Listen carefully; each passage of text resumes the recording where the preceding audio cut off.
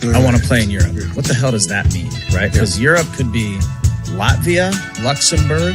No one's talking about Latvia or Luxembourg, dumbass. So you want to just shove it in there. Start with the smaller finger, especially if this is the first time. Start with the smaller finger and go slow.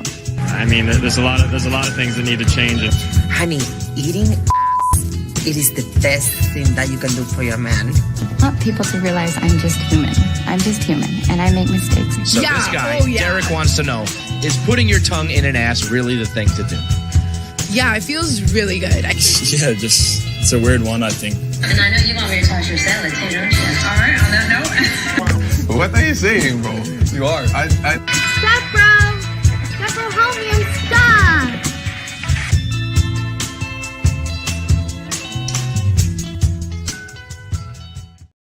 All right, welcome to Straight Red Card. This is the show where we take some of your calls. We don't calls. We just give you the link to the show, and you have a bite at us or have a question.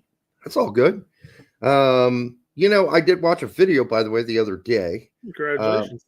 That said that chipped beef was America's favorite dish. It was made by some English guy. Chipped beef? What the hell is chipped beef? It's like this nasty ass, smally chopped beef that you have in like the same kind of sauce you make for biscuits and gravy with butter and flour. And if it's an American secret, sure, sausage gravy. Yes, you put that in biscuits. Yeah, but not beef, not chipped beef. I still don't understand what the whole chipped aspect of it is. Chipped beef? It's like you can buy. You used to be able to buy it in a can. Maybe you still can. And it's just like little pieces of beef. And you chop them up even more, and then you make chipped beef. I don't know. I don't know. Buying. I know you can obviously can meat, and it's perfectly fine. I see stuff with with real hamburger meat. Like you see the spaghetti sauces they sell that have like real hamburger meat in it. Yeah, I'm just sitting there going like. I mean, yeah, probably not the best parts of the beef. Also, 90% tongue and stomach. Probably. Although I hear tongue's really good once you shave the outside off. Like beef tongue. I've never had it. My mom said when they were young in Berlin after the war, World War II, yeah, they ate every part they could get. I mean, including the udder. And I just thought, oh, really? The udder, the tongue. Yeah, just like to say rest in peace to Gene Hackman. He is a great actor, but certainly the things coming out right now in the last few hours about it is that it's weird. He died. He looked very frail in his last photos, by the way. Mm-hmm. He was like 90-something, 96. Super old. It looks like, apparently, allegedly, his wife committed suicide with the pills after he was dead, although they don't really know quite everything yet. So a lot more to come on that. Didn't the dog also go at the same time? Yeah, it's like she may have fed the dog some of the pills too. Well, it's also possible that after she took the pills went flying. The dog goes. True. Right. My dog will eat anything off the floor. That's true. Yeah. So yeah, much more to probably be known there. I know some people were freaking out like, oh, this is so fucking weird. Was he a part of a cult or no? I think he just died and then she just couldn't think of going on in life without him. I don't know. And so she took her own life. It's what I'm guessing. Yeah. I might be wrong going forward, but that would be my best guess.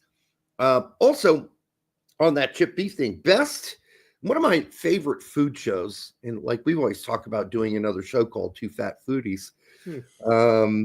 Although I did lose 7 pounds recently, so there's that. So I don't know how fat I'm going to be if this continues. But Guga, I love that show. Guga, where he cooks the steaks in all different weird ways. He ages them forever. Sometimes he uses weird ingredients. He aged it in soy sauce the other day. Yeah. And it was delicious. Anyhow, great show. I also like that New York City dude. He's had a show for a long time.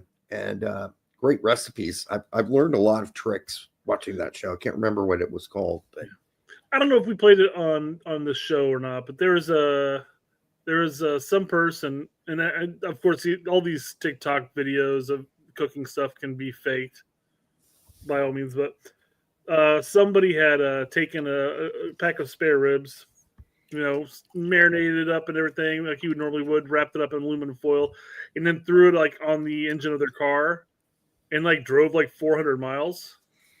Did it work? And afterwards ate it.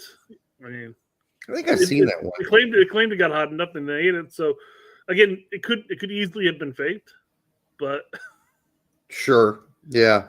Babish, yeah, I've watched a lot of that. I watch a lot of cooking shows, and Puto PT69 is correct. One dog died, 2 dogs found alive. So 2 of the dogs didn't eat the pills on the floor. So there's that. Also, somebody asked me online if Brett was bitten in the butt by a snake, and while you two were out hiking in a lost forest, would you suck the poison out? I guess it kind of reminded me of the John Lovitz movie with City Slickers. City Slickers. Yeah. It's like, would you suck would you suck the poison out? Derek, I'm gonna say, if I get bit in the ass, first off, obviously, clearly I must have been trying to drop a deuce. Yeah. Why else would my ass be exposed? But two, rest assured, Derek, I would rather die than have you suck poison out of my ass. I'm just saying. Now, really, would you? No, of course not. But I would immediately have to cancel the show and stop it. I couldn't look you in the eyes after this, Derek. The question would be where on your butt you were bit, really.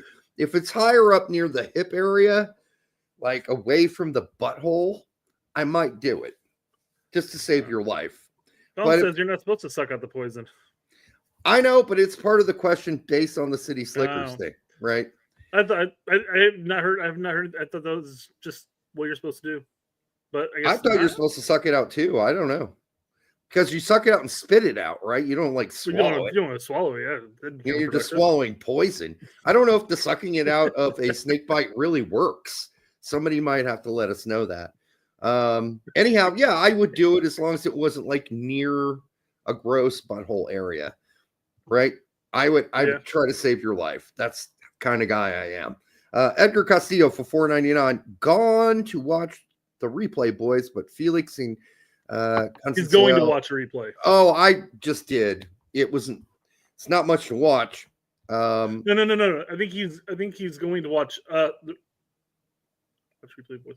I thought he's talking about us on replay. Never mind. Maybe he's talking about No, he's watching he's talking about the AC Milan game, which, by the way, this is really unfortunate, but probably the least fun games I watch anymore are Serie A games with Juventus and AC Milan. They're just really painful to watch. There's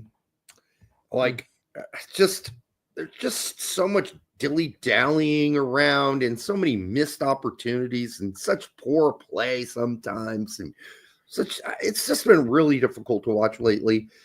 And I know people are freaking about the Pulisic coming in off the bench, but the physios apparently, and somebody told me this, basically told the manager he really couldn't go any more than 30 or so minutes today.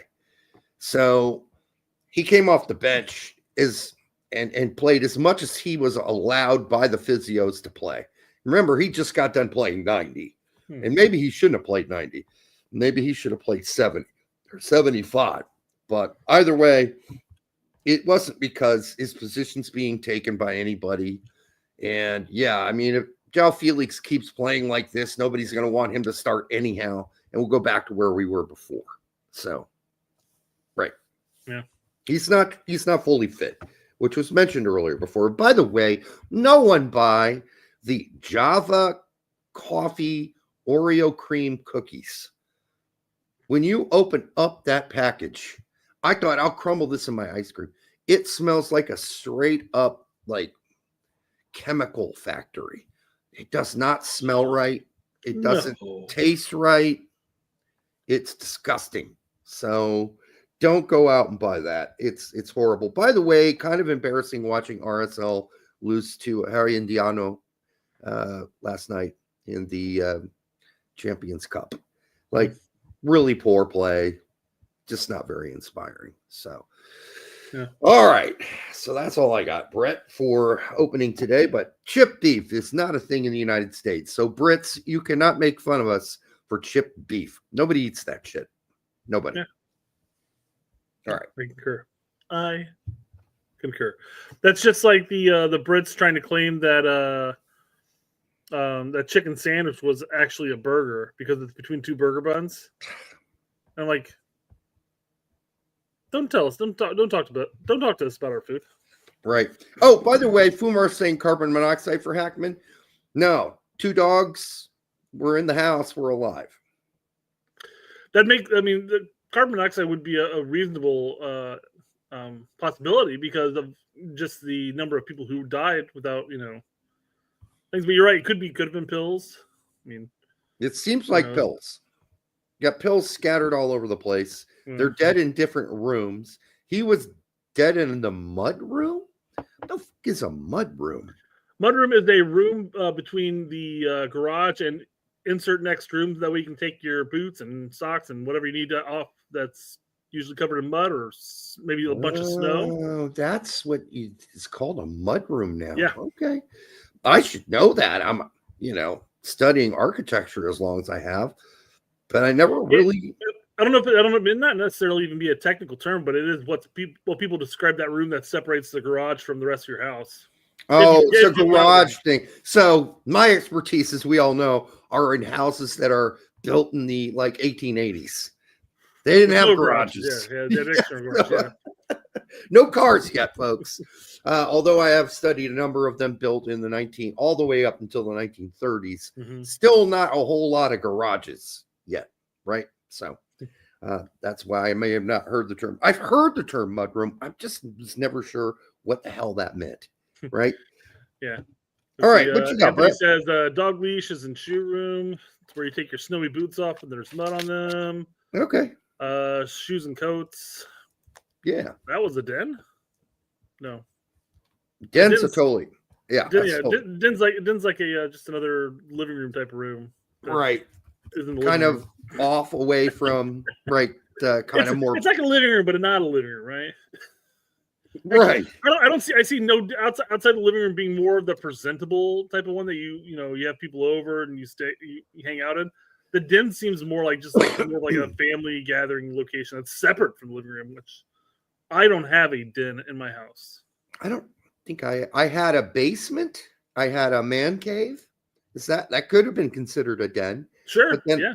I had all my recording equipment, my drum set, my guitars, my bass down there, and the band would come over and practice there. So, yeah, I guess that's kind of a den / man cave. By the way, for the 102 of you here already, just 13 minutes in, we do appreciate it. Make sure you subscribe. And we got a show to do today. We got some things to cover. And Brett, I think you've got some soccer fluff. Yeah. I do have some soccer fluff real quick, though. Colin said that he caught a protester today at Starbucks. Apparently, he came in squirting everybody with ketchup. Oh. I wonder what the guy was protesting with ketchup. Oh, for blood? Maybe, as a symbol of blood? Like all the Colombian farmers that are dying? I don't know. Yeah, I don't know. I don't know what the protest was. Yeah, I don't know what the protest was about. I can only imagine. We chased him down, apparently, and got him. That's cool. That's too bad. Yeah. I mean, it's cool that you took down the protester, of course. You took him down. You beat him up? Yeah. Well, guy squirts you up with ketchup. Yeah, of course you're going to beat him up. Yeah, I guess. I don't know. I just walk out and then go wash my clothes. I'm not beating anybody up. I had when I was still dating Evie, this was years ago, we were all at bars down in Broad Ripple. And we're, I forgot what bar we were even at, but we're sitting there, a group of us talking, stuff like that. And I don't even know how it fucking started, but one of the girls in our group got into a little shit fest with a girl down the bar. Mm-hmm. And she came over and like threw her drink, not like literally threw her drink, but like, you know, splashed her drink. Splashed her drink. Tried to splash her. 90% of it went on me. Yes. And then our friend walked over as we were all getting up to leave. She walked over and just dumped her entire drink over top of her head. And then I get up last and I go, I'm just disappointed you choose to waste your alcohol. And I walked away. Yep. I'm like, come on, guys. There's better ways to do this. Save the alcohol. Yeah. Not a big fan of that. Should never have got there. All right. What do we got? Surprising to no one, Derek. Yeah. The Don visited Indy. Don. Guess where his first stop was? Herb Simon. To an Indiana Pacers game. Of course it was. I wonder who the potential investor actually is. You know what the hilarious thing is? We break the story on our show about who the investors are for Indy 11, and no one in Indy pays any attention to it whatsoever. We gave them who all the people were, all the names, the investors, how it came together. The red string and everything, man. Oh my God. We tied a nice little bow on that. And not even the Indy 11 fans who saw it were like, yeah, that's it. I don't even think they thought, yeah, that's it. That's it. No, we got it completely right. We broke the story here. We got basically all the basics right.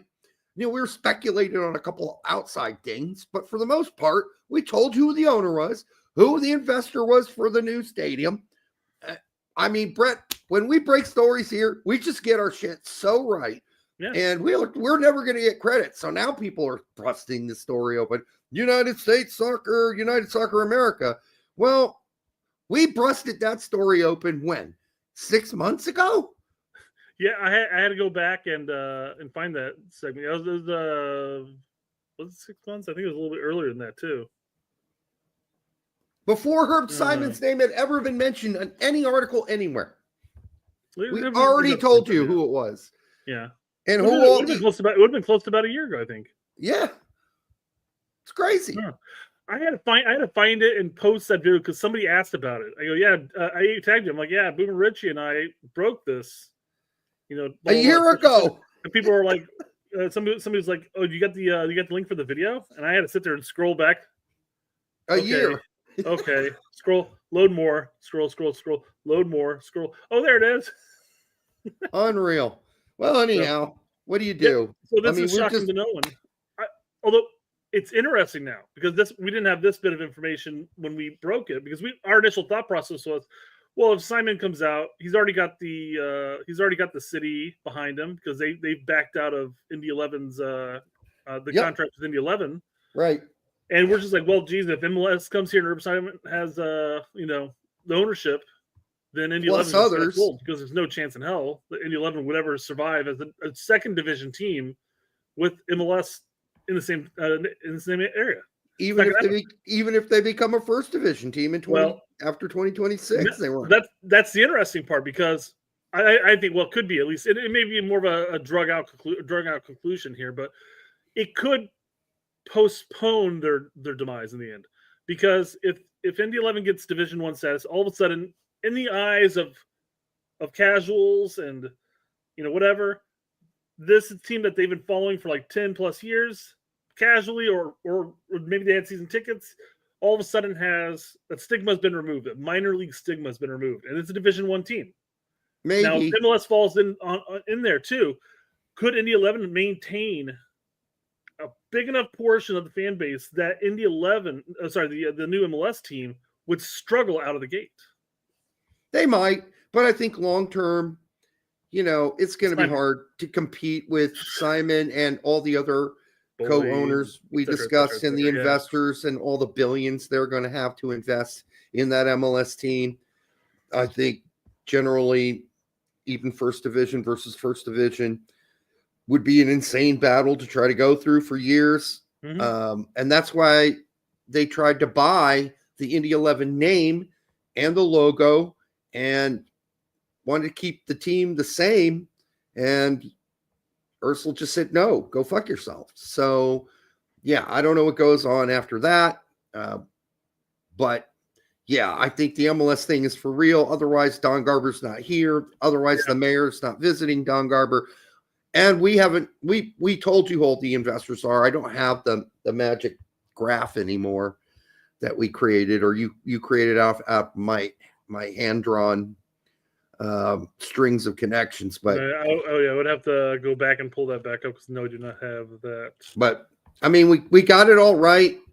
Like when we put something out like that, I'm not going to say we got it all right. I think we got most of it right with we were making some guesses outside of the core, but we got the core thing right. And it should have been breaking news in the Indianapolis Star. Mm-hmm. That would have been me being a journalist again, if they had paid any attention and posted that up in the Indy Star. Like if they would have called me and said, well, how do you know this? And who do you know? How do you know this? I would have told them. And they could have had a big story out on the front, like sports page. Indy Star runs with the source that has a little over 3,000 subscribers. 3,000 subscribers. Run it, baby. But, it's not like I'm not the former president of Brickyard Battalion. I was gonna say, in the blurb, it'd be like, host and co-host are former vice president and president of Brickyard Battalion. And co-founders of Indy 11. It's not like we don't know anybody. It's crazy. All right. Well, let's move on. You know what else is crazy, Derek? Johnny hates MLS, by the way. That's not crazy. He hates talking about it. Like whenever we talk about it, he's like, shut up about MLS. He's got to go get his dinner. I understand. All right. Go back to Wendy's and get it. That's fine. We're done talking about it for now. I don't think we have any more. Actually, I don't think we have any more MLS talk, but still. No, we already talked about the loser night they had last night with RSL. Yeah, apparently the crazy thing is that FIFA was actually made aware that summertime in the U.S. can get pretty hot during the daytime. Mm-hmm. It comes as a shock to everybody, I'm sure. So FIFA wants to possibly implement later game days or later game time starts and 3-minute hydration breaks each half. Yep, that's fine. It's just, I like I said, I go, I don't know if 3 minutes is necessary for hydration breaks. Just run over to the sideline, grab a little bit of water, you're back out and running. 3 minutes won't make or break anything personally, but I think later start times I think would be great.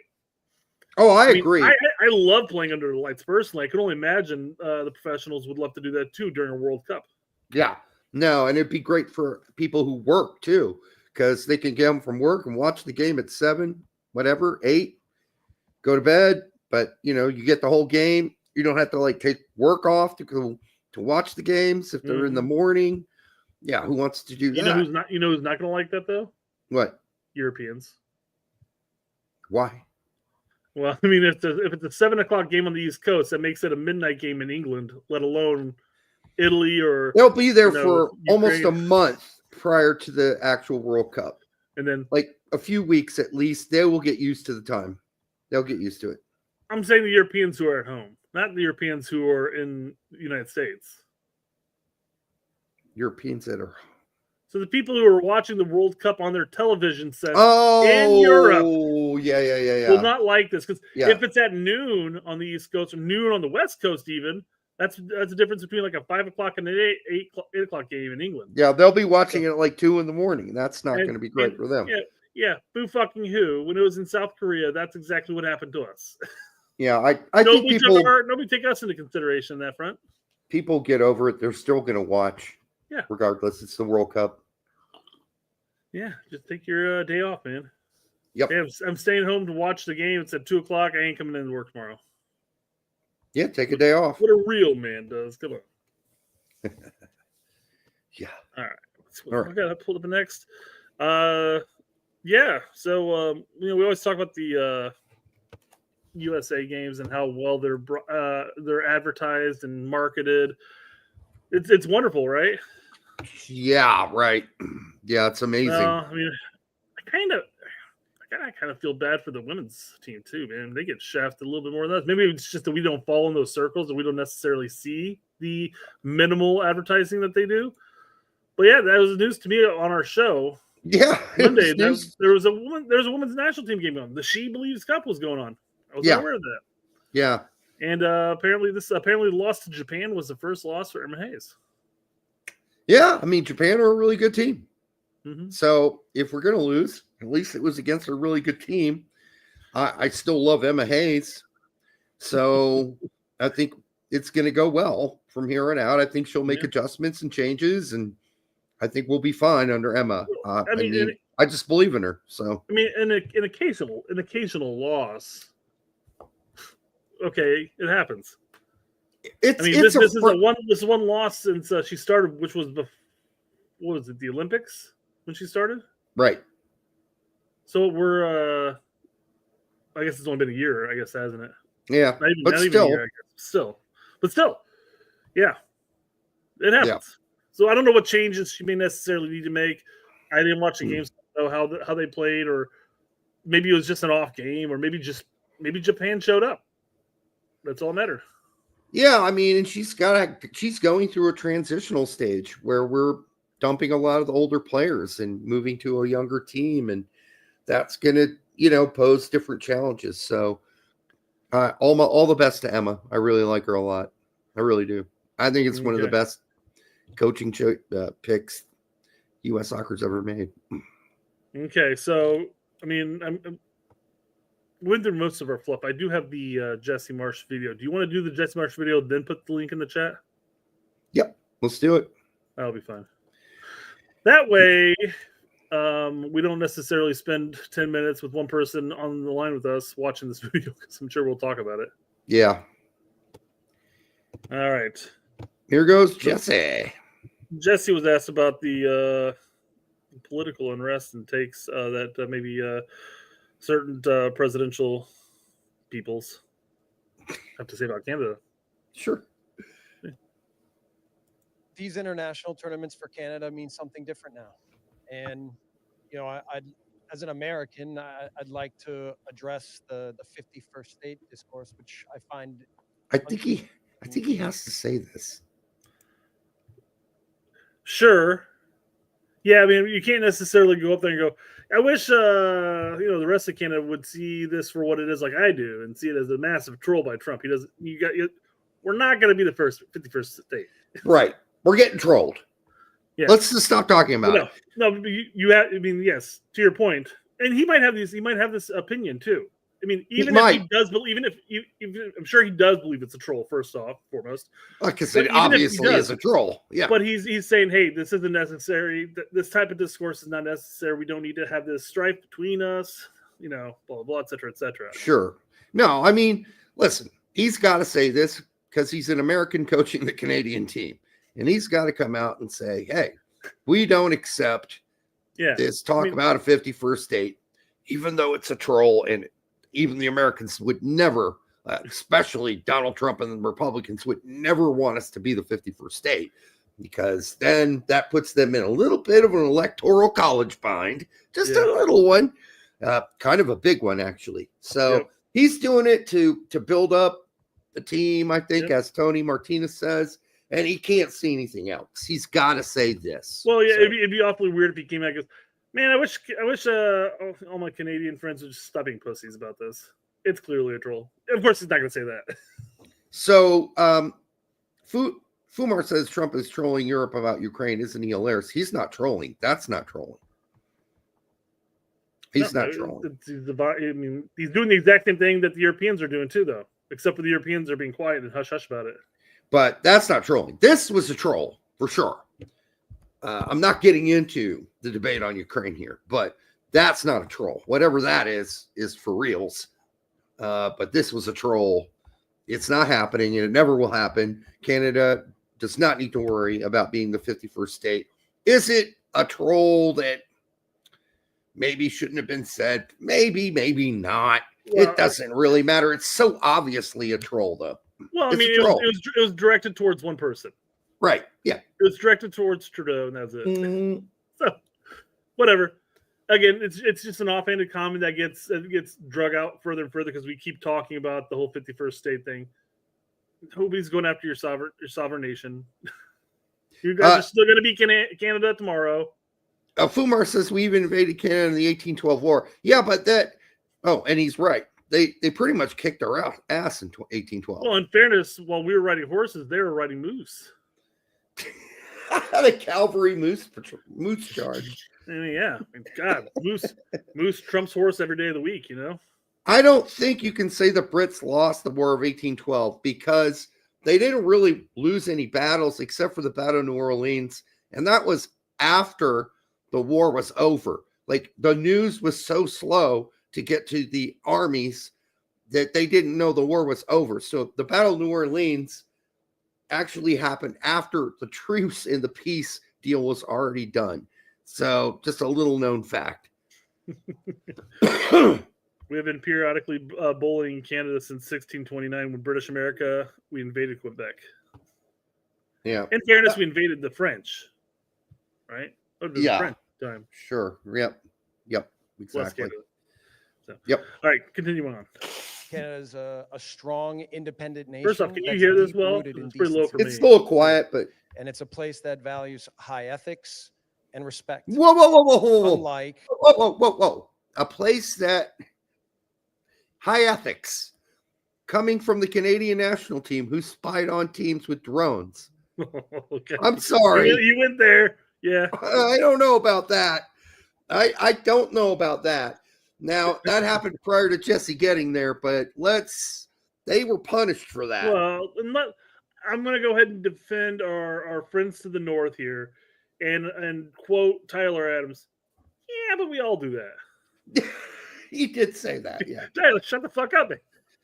Like he said, yeah, when we go and play games in the Caribbean, there's always some suspicious people lingering around who are like cleaning up the stadium or getting things ready for the game. Yeah, we can't be upset with Canada because they went high tech and they brought in drones instead of the painting off the custodial staff. I mean, I don't know. I think it's Micah says. I think it's Jesse maybe trolling back. I don't know. That's a possibility. Well, I mean, I think this whole speech. Now, mind you, he got asked a question, and I think he was ready for this question first and foremost. And I think what ended up happening is what he's saying is basically just is aiming to rile up his players and rile up the fans behind them. Yes, for sure. It's 100% what it is. Yep. The polarized. Oh, you went back to the beginning. Often now hate fueled. No, I didn't. I'm 29 seconds into it. We've only played 27 seconds of this shit. Yeah. How long is he? That's in the U.S. And look, Canada values a lot of fairness and unity. It's a place that I've learned as the national team coach where people really believe that their differences make them stronger. And I don't know how you can say that's not true with the U.S. national team. We've got multiple dual nats. Oh, well, wait, hold on. Almost the entire starting 11 for our team will be dual nats. Outside of McKennie, Way is a dual net. Plissik's a dual net. Pepe would have been a dual net. Sargent's not. But look at the midfield. Adams is not. But, Jedi's a dual net. Scally's not. So, yeah, we got Turner's technically a dual net, although he's pretty fucking American. But he could have got a passport. Say everybody on our team is pretty fucking American. Well, yeah, but I'm just saying the idea that our team isn't very diverse as well. Like, I think he's like saying this is what sets us apart from the U.S. team. Well, and here's a prime example of a topic that we're going to bring up later too. You have somebody like Timmy Chandler who's had a questionable past as far as being included with his teammates. Yeah. But he's like, it's like he came out. He's like, any word for other dual nats and stuff? And he goes, yeah, pick US. He didn't say it quite like that, but he says, yeah, go for US. Do it. Yeah. Like so at this point, clearly our differences are pulling us apart. You're tearing me apart. I mean, we've got both teams are full of dual nats. Yeah. So I don't think that we don't think that diversity doesn't make us strong. I think we do. I think we do as well. So I don't think he's differentiating. He may think he is, but I don't think he's really differentiating the two teams. They're both extremely diverse. Well, he didn't use the word diverse. He said different or differences. Our differences make us strong. Well, you could say the same thing about the U.S. national team. Now, I don't know if it's the differences that make you strong. It's how, because we're all different people. We're all different humans. It's how you bring all of that together that makes you strong. Like how you all come together under one mission, one goal. That's what makes you strong. And you all come together and bring maybe your different points of view. But in the end, you build consensus on the mission, right? And what you want to accomplish. That's what makes a team strong. And I'd say that's true for both teams right now, because this is probably the best the Canadian national team has been in my lifetime. Yeah, for sure. Yeah. All right. Honestly, it's one of the things that I've enjoyed the most about our team is that they exemplify this as human beings and as a team. And look, they're almost all first and second generation Canadians coming from different heritage and cultures, but they uniquely are incredibly proud to be Canadian, to represent their country, to give everything to each other, and the love that they have for each other and playing for their country. So obviously, this is the talking point for dual Nats. Quite frankly, they're like, oh, how are they going to really represent the U.S. as well as somebody who's fourth generation American? But he specifies that they're first or second generation Canadian. So I mean, they're clearly all, not all, I guess I'd say, but they're clearly born in Canada, or their parents were, Yeah. Well, yeah. So I don't know. It's the different argument than say the dual Nats in that sense. But I mean, I feel like for the most part, I mean, I can't necessarily string out too many people that played for the U.S. men's national team that weren't happy to represent the U.S. men's national team. Yeah, I mean, it's a misnomer. I mean, obviously, a lot of the former players have said some less than positive things about Timmy Chandler and hinted at one other player that they didn't believe should be on the team, Donovan in specific. But I'm still to this day think one of the biggest warriors for the U.S. men's national team to date was Jones. Yeah. And, Jermaine Jones was a warrior for the U.S. men's national team. Plastered his body with American flags, and now he's working for U.S. Soccer. I mean, so what have you done for us lately, Donovan? The point is that you don't have to be born here to be proud to be an American, or else, Hell, you had Bacon that was a key member in Cole Campbell switching to the U.S. men's national team. Yeah. And Bacon represented us a handful of times because of his dancer's hip. And he loved his short career with the U.S. men's national team. Yeah. So, yeah. I mean, again, this is just one of those discussions that's been going on and on and on. And you're just like, let's just let it be for a while. But I get it. We want to talk about it. But people want to talk about it. But, Jermaine Jones is the example. When they had him on the Paramount show, I think he spelled out clearly. It's playing for the U.S. men's national team isn't for everybody, and it doesn't matter where you come from. It just isn't for everybody. So, if you want to shit on Timmy Chandler, I suppose you can, but I think Timmy Chandler came here and did the very best he could. Maybe they didn't like his attitude, but I don't think it's because that Timmy Chandler didn't care about playing for the U.S. men's national team. He certainly did. I know he did. I was,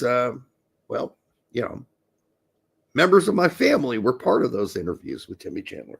So, yeah. All right. Julian Green is hated because of the LD optics. Maybe, could be. Yeah. Some of that. He's never played with Julian Green, though. Well, he's left off the team for Julian Green. Some people claim. Was he really? I mean, it's really I think you probably look at that squad and say, this guy. There's probably like 3 or 4 guys that could have been left off the team, and Landon Donovan should have still made it. But yeah, Julian Green, actually not getting much credit for the way he's playing in 2 Bundesliga right now. I think, honestly, it's another name you could say could have made that list of 60 players that, honestly, I mean, I got hit by some guy who's like, look at this guy. He's complaining about this. He's complaining about Ledesma not being – okay, well, yeah, I'm not really, because I said technically it doesn't matter because Ledesma's not making the 23. But this is a shout-out list, right, Brett? I mean, this is a shout-out. We're paying attention. We like the work you're doing. We're going to shout you out by at least putting you on the 60-man roster. And so Ledesma doesn't make the list, but Arston makes the list. George Campbell makes the list. Benjamin Kramachi. Yes, I know they don't all play his position. That's not the point. There's plenty of guys you can take off this list. You don't need 15 center midfielders on this list. You can only take 13 and give a shout out to guys who deserve it. Shaq Moore does not deserve to be on this list. And yet, and even Tolkien, who's played 2 Bundesliga games, I would give Ledesma a shout out over Tolkien. Just a shout out, although I'd keep Tolkien on this list. Brian White doesn't need to be on this roster. I didn't even notice his name was on there. Was it really? Yeah. Okay. There are plenty of guys you could have left out just to give Maloney and Ledesma, maybe Reynolds. There's guys, a shout out. The amount of 9s offered on that list. I mean, I understand that you've got a plan for potential injuries and stuff like that. But do you really need to go that far into it? Yeah. On the 9 rule? Yeah. I see a bunch of people are popping up, so maybe we take some questions now. Yeah. So I pulled. I don't think we need to go through this. It's the same thing. He's propping up his Canadian boys, all while saying, "Hey, this type of rhetoric is not necessary." Yeah, that's fine. That's his job. He's Canadian national team. Julian Vivas for $9.99. Thank you, brother. Why wasn't Poach at Media Day? That's a really good question. What do you guys think about Edgar Moreno's comments on Poach? He's been critical, saying he's been busy coaching speed instead of recruiting dual nats. Listen, we've been pretty critical here, too, about the fact that we've got no news on Brown and no news on Chase. Like, I'm not asking him to go beg any of those players to come on our team, but I do and would like to know that players have been like, people will say, well, we didn't know who Peralta was recruiting. Oh, yeah, we did. We knew he visited Keith Perry. We found out who he was recruiting. To your point, we don't need to go out and beg, but then one of the members need to come out and say, hey, have you been in contact with Nathaniel Brown? Or have you been in contact with Henri Chase? Have you been in contact X, Y, and Z? And he could simply say, yeah, we've been in communication with them. The ball's in their court. And then that'd be the end of it. That'd be the end of the discussion right there. Because at that point, if they've reached out to Nathaniel Brown and said, hey, we're interested in bringing you into a camp. Are you game? He's like, no, not right now. I want to focus on my club career. He goes, all right, well, let us know if you're game. Then at that point, we don't need to bring it up anymore because if he's not brought into the window, we know he's not saying, hey, I want to play for the U.S. men's national team. I don't want to read any more articles in Germany with Nathaniel Brown saying he's never been talked to or reached out to by U.S. Soccer. I don't want to read any more of those articles. And there have been 2 of them. And I don't want to see any more of them. I want to see an article where Nathaniel Brown says, yes, I've been contacted. We're in discussions. That's it. Simple as that. I'll bring me a phone in just a second. But since we're talking about Nathaniel Brown, State of Football says, bye. Nathaniel Brown's playing for Germany, I guess. Maybe. And but I'll say his only reasoning for saying this is that he's not included in the 60-man preliminary. I mean, if I were him and he's still never been called and he's still never been reached out to, we're not making it's always a possibility. Yeah, absolutely. Or again, he may have been included in a call. He may have been talked to, and maybe he's just not ready to make that decision yet. Maybe he doesn't want to make the switch over or whatever. And that's fine. But you can at least say, we've talked to him. That's it. You don't have to say anything more. I just want to know he got a phone call. That's it. Yeah, I think that's going to fall on the media to actually fucking say something about it, though. Right. What's up, GGB? Hey, what's up? You can hear me right? Yes, Gotcha. clear. All right. Off-topic question. Hmm? Preferred lube, KY or Astroglide, or anything else, or boy Go butter, natural. Go coconut natural. oil, you name it. What is it? I don't know about coconut oil. I would not be somebody who'd be able to have a comment on that. I just think in the end, just petroleum jelly is just in the end the best. I think KY doesn't last long enough. And it just depends on what you're doing, really. And I mean, I think Hawk Tula had it right. You know, just go to the natural. Just go for the stick. Jesus Christ. Okay, you better not be smoking anything, because I can tell you run out of spit real fast. Saying, Right. You got anything else, GGB?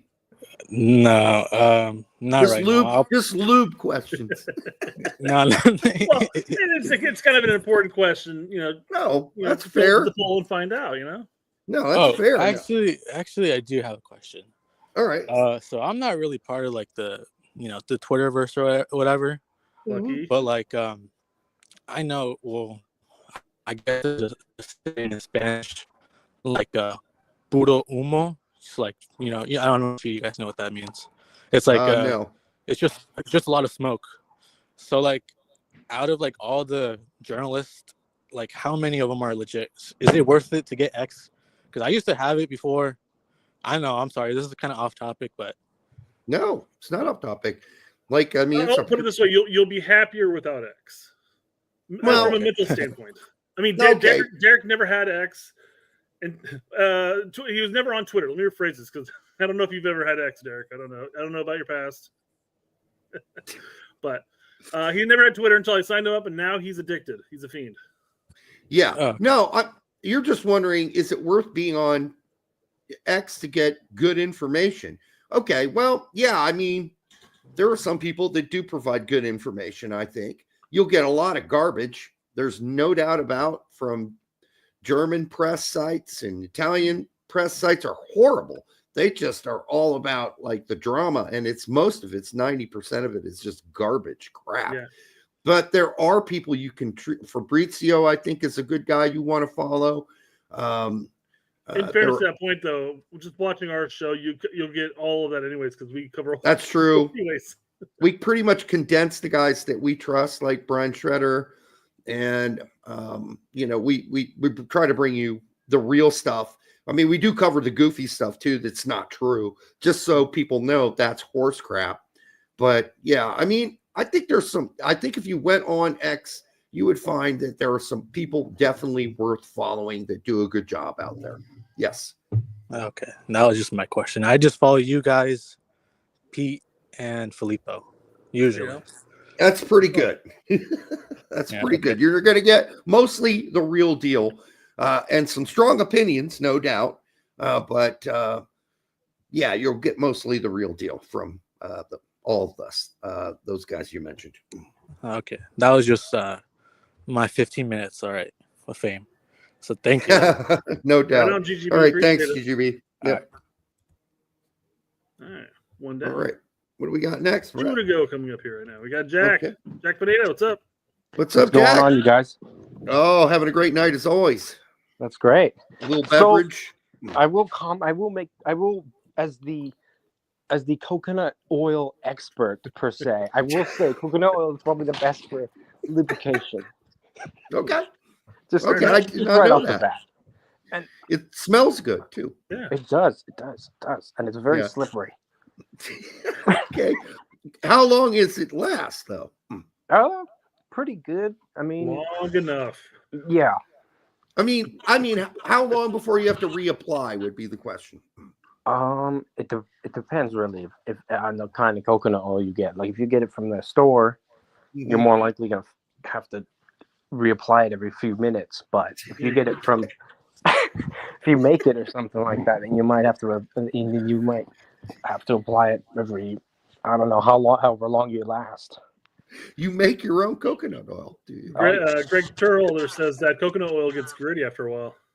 Yeah, it does. But you can always heat it up in the microwave and make it. Hopefully not while still applied.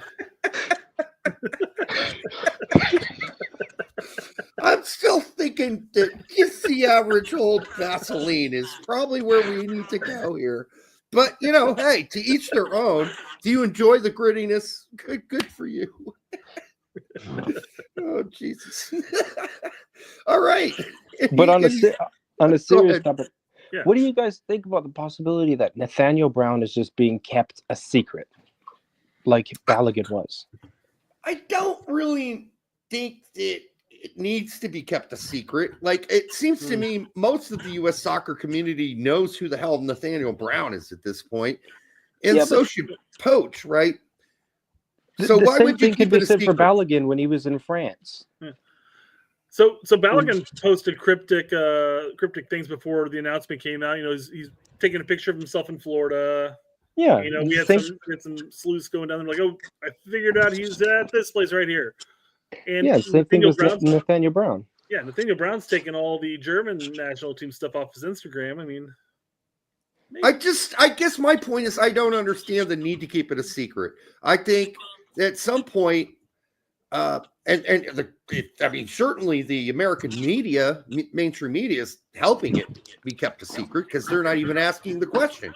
So I know if I was still working as a journalist and I got to ask the questions, I would certainly say, have you guys at least given them a phone call? There's nothing mysterious about saying, oh yeah, of course we've talked to him. We gave him a phone call. It's also different given the national team that we're going against too, because if Germany knew that we were going after Nathaniel Brown, they might be like, well, you know what, we got like 4 other guys his quality in that position, so if he wants to play for you guys, he'll play for you guys. But we don't, Brett. I mean, listen, this is a guy that can play left midfield, left winger, left back. I said the German team would say that. Okay, you're right. Yeah. Yep.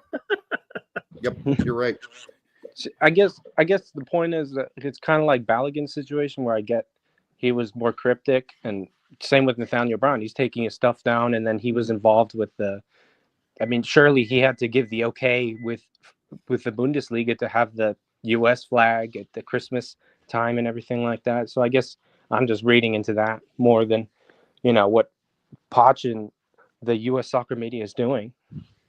Yeah, I guess for me, I just say this. I just want someone to ask the question, number one, and I don't want to read any more news stories from German papers with interviews with Nathaniel Brown that say no one at U.S. Soccer's ever reached out to me.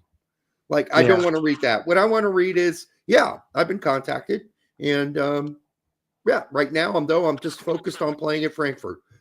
Right now, he says, no one's contacted me. And right now, I'm just focused on playing Frankfurt. So, I mean, that was a couple months back, too, though. So exactly. Hasn't changed, though, right? Well, since we'll see. Since he came out and said that, he's removing all of his German stuff off his social media. So I don't know. I mean, we're definitely one of the first people to report that here. But I think that it's good news. But still kind of an unquenched thirst with this 60-man roster that just came out. So there is. There definitely is. And there's really no doubt that he makes the U.S. men's national team for the next World Cup if he commits to us. Oh, he does. Whereas for the German team, I think that's still kind of up in the air. Is he good enough to play for the German team? He's looking like he is. So I think we need to start making those phone calls. And maybe we have. Longevity with us and maybe less longevity with German national teams. So. Yeah, because he could fall off next year for the German national team. But for us, he'd be second string. Yeah, no doubt he can replace everybody on the left all the way up the left side.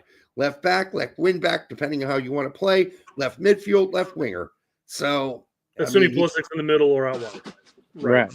Well, right. As a replacement for any of those guys. I got you. Yeah. Well, my ferrets are starting to scissor, so I might as well get off. I'll see you guys. All right. That's really hot. Okay. Well, thanks for the call, Jack. Catch later, man. Good night. Later. Okay. All right. They're scissoring, I guess. Yeah, he said his ferrets. His ferrets are scissoring? What the hell? We got the craziest calls. This is good. All right. Fumar Mota. Fumar? Long timer. Thank you, Fumar, for checking in. Hey, you guys can hear me? Oh, loud and clear, brother. Hey, man! Come for the soccer talk. Stay for the discussion of the viscosity of coconut oil. There we go. The things you learn. This is something I need to straight research. red card. Yeah. All right. Fumar, when are you starting up your podcast? As a black man, hey, I'm hopefully sooner than later. I'm getting all the pieces in place. I'm hoping to have you guys on, like interview you guys. Oh, we'll be there. Been a big support. Yeah, I've been following you guys since COVID, since quarantine. That's when I stumbled on you guys, Pete, back when he had a mullet. Tack, back when Tack was more of a comedy channel. Like Tack's first live stream, he had 2 other guys on there with him, and it was like a whole different experience. So like Tack has adjusted his brand a lot since COVID. But as of you guys, because you guys, he used to, Tack used to like tell like just straight up jokes. He used to have Pedro Spider-Man. He used to do like put a Spider-Man mask on and do like a little skit. I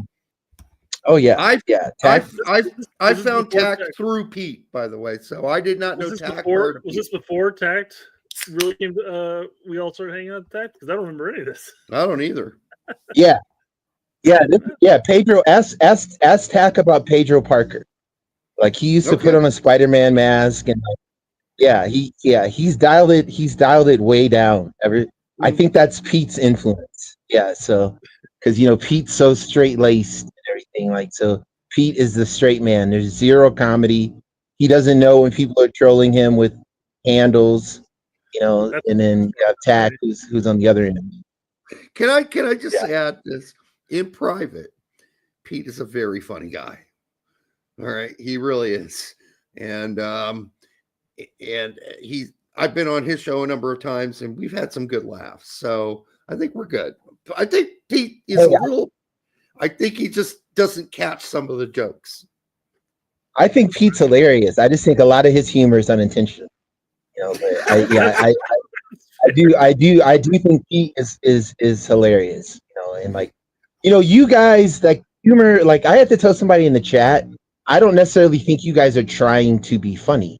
It's just the dynamic between you two, and it's just like, witty banner, repartee, and then it comes across as humorous, less than trying to be funny. Where there was a point where Tack was trying to be funny, like that was a big part of his brand, was the humor. But I appreciate all 3 of you guys, like, for like the different takes, but also like the collaborative nature of like the homegrown community on YouTube. I'm here for it. So it's an alliance. We appreciate it. You might not actually recognize this, but Derek and I actually script out our live streams. You've got it's right here on my second screen. I got exactly what I'm going to say next. Yeah. Hey, I've been a fan, dude, since the interstitials. Like, you guys used to crack me up. I think you went to some random bar and took pictures of each other. Like, Brett, you didn't have a beard. I think you still had like a bald head. I think you were shaving. You might have been fighting the bald head at this point. And and I think Derek was like yelling at the camera in a picture. Like, it was or no, maybe that was Brett yelling at the camera, and then Derek was just holding a beer. I think it was. Probably.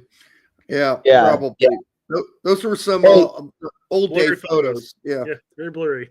Indy 11 photo shots. Yeah. The soccer. My reason for the call is I wanted to clear up the whole golden generation, right?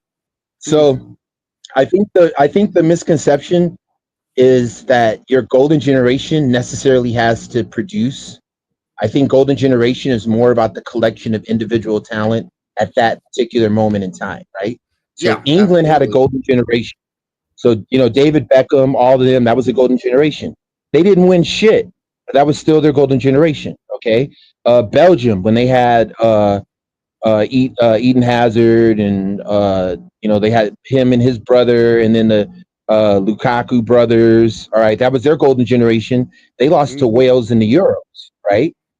Spain had a golden generation, and they dominated the world. Like we actually beat Spain in their golden generation. So I say all that to say, I think it's clear that we are, if not in the midst of, on the cusp of our marquee golden generation. So we could honestly field a team of 11 that are all European based. We could actually have a B team of European. We wouldn't have to get into our domestic league until you get to like C, D team. Goalkeepers as an exclusion, right? So yeah. So if you're looking at a solid 22 players deep that are all based in Europe and not Latvia and Luxembourg, but like actually based in Europe, I would have to say that this is our golden generation. Now, we can have a separate conversation about unfulfilled talent, unfulfilled potential, mediocrity under Berhalter, finishing third in the qualifiers, getting out of group barely, and we can talk about achievement, but I think we have to at least acknowledge the reality that this is our golden generation. We're in the midst of it or the cusp of it. We fumbled a few years of it under Berhalter, but it is what it is. Like Landon Donovan, Claudio Reyna, all those guys, they were overachievers. They put the country on their back. They played with a lot of grit, the whole run fast, play hard. But that wasn't a golden generation. That was just a collection of guys who worked really hard together in a 4-4-2. But this is our greatest collection of talent to date, which I believe is the definition of a golden generation. No, I think you're right. I think that's what most people, the consensus would be around that. And yeah, I mean, I guess the question would be, could Tahiti have a golden generation where it's the best players that Tahiti ever had because they had 11 players playing in Luxembourg, Latvia, and Switzerland? Yeah, I mean, they could make that argument. On the other hand, this isn't what we're talking. We're talking about like a golden generation that's playing at Juventus and AC Milan and Crystal Palace and, on and on, right? So this is the best. Like, I remember talking to an Italian guy back in, I didn't remember what World Cup it was, like 2006, and saying, hey, we got like 10 guys playing in Europe. Like, we're not total crap. And now we're not even having to make that debate anymore. This is without doubt the best group of American players to ever play in Europe. Well, I think one of the talking points here that we have, as far as generational talent, of course, this is arguably, the best squad we have. But the problem is, you look at certain deficiencies that we have compared to teams of the past. Yeah, and we've talked about that under the Berhalter era, especially, is that this current squad was lacking grit. They lacked that determination that they were going to get hit, but they're going to hit back harder. They're going to punch above and continue to push. Whereas it seemed like maybe it was Berhalter ball holding us back, in the sense that it was kind of the horseshoe is very conservative. We're going to pass the ball 5,000 times before we even get into their offensive third. If this generation of players had the grit that the 94 2002 players had, it would be phenomenal to see. Right. Well, and there's still the CB. We talk about goalkeeper, but also CB deficit. We got a guy that's 37, almost years old. Still might be the best center back on the team. That's got to change. Hopefully we're seeing Chris Richards turn things around now. So that's been good after a rough start after the injury. And then we're seeing, Mackenzie do things at Toulouse in France.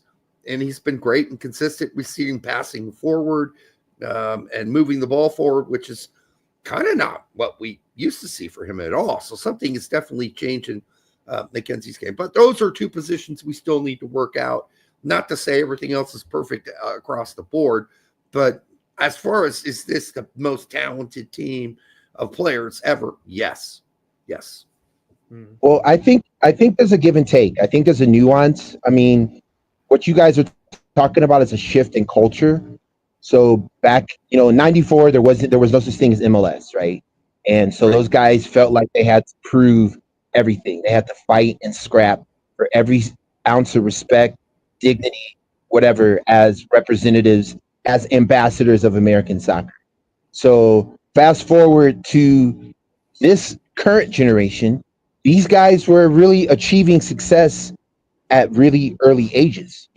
Pulisic was quote unquote discovered at that, Florida camp or whatever when they came to see Haji. A lot of these guys, Reyna's like a legacy kid, but they knew who he was as a kid. Tyler Adams, all these guys were kind of making noise in their teens. And I think the culture has shifted so that they're getting, amenities and they have like massage therapy and dietitians and all the things that those guys never had back in the day. And so I think that it impacts their mentality. So the culture shift has to catch up to the advancement of players. So once there's like a synergy between like, hey, we're still American, like we still have to fight and scrap for respect and for dignity, and we also play at the best clubs in the world. We just reconvene once every 2-3 months to prove ourselves on the world stage. I don't think that the guys back in the day had to deal with that because they knew kind of intrinsically they had to fight and scrap and what it meant to be an American soccer player. Where these guys, they're probably flying first class, they're playing on the best pitches, they have private chefs and all the things that come with playing in the top 5 leagues in the world. So I think there just has to be a marriage of playing on that level and still having, and they didn't learn it because their first teacher was Berhalter, and you're a reflection of your coach. And Berhalter is such a mediocre milquetoast, like that's just who we were. So had we had like best, right now. What's that, bro? Then hey, that's my coach you're talking about now. No, shut up, Brett. No, but I mean, if we would have had Marsh from the beginning, if we would have went from Marsh to Pochettino, I think that what we're talking about, that culture, that grit, that determination, I don't think we'd be talking about missing that. Okay, maybe Marsh wouldn't have got results. Maybe that's an unknown. But one thing for sure is the team would have had an identity. They would have played for something. We would have never watched the team and been like, what was that? But with Berhalter, we're in a must-win game, and he's telling the guys it's 1-1, in the middle of the second half, like an idiot. That's just indicative of who he is. He's the bare minimum. He gets the bare minimum out of pretty much everything he's ever given. But I digress. Yeah. I think you're right. You're right. I was just going to. I don't want to. I didn't mean to cut you off. I apologize. Let me shut up. No, I was just going to say. I mean, Berhalter. Listen, I mean, some of us was screaming about it 5 years, 6 years ago, and I don't think for as long as that lasted, it was beneficial. You can say what you want to say about him getting out of the group stage at the World Cup, fine. But honestly, we all saw the issues with Berhalter, and it wasn't just the grit and the African dog stuff and the trips to Gettysburg and all that. It was a lot more than that. It was the tactics and it was the setup. And now you're seeing the guys come out and saying, oh my God, under Poach, we're not required to make this pass and that pass. We're not required to set up in a triangle and play obvious soccer anymore. We're allowed to be creative. We're allowed to, in the final third especially, do something that is inventive and creative and use our skills and abilities and our instincts. You can't have a guy who's joysticking it like Berhalter out there. Maybe that was necessary for a short while, but it went on way too long. And these kids are not kids anymore. And it's time to release the joystick. I think it's the difference between, let's say, like micromanaging and macromanaging, quite frankly. Yep. Whereas Greg was very much micro in the sense like, well, if you pass the ball over here, then this guy has to go here, this guy has to go here, this guy has to go here. Unless this guy over here pressures him here, and then you got to go here, and then you got to go here. And you're sitting there going like, what the fuck am I listening to? Yeah, exactly. Hey, Fumar, Yeah. thank you for calling in, brother. Yeah. I appreciate you guys. I didn't mean to monopolize. No, that's Appreciate all the right. show. Appreciate the time and the effort. So the whole point of having you guys Talk to on you guys here is soon. get your piece out here, you know? Yeah, absolutely, Fumar. We'll talk to you soon. And thanks for being a long-time guy. We appreciate it. All right. Moving on. We got SD. What's up? Hey, how you guys What's up, doing? SD? Hey, man. How are you doing? Good. How about you? Well, Doing you know, all right. Can't complain. we're always good about this Actually, time I of can't night. complain.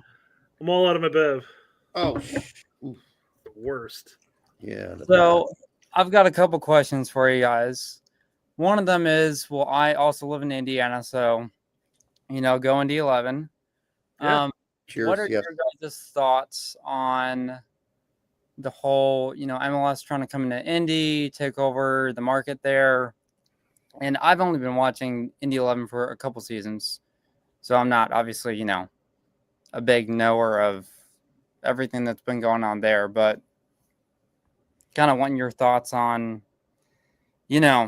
all that crap that's been going on.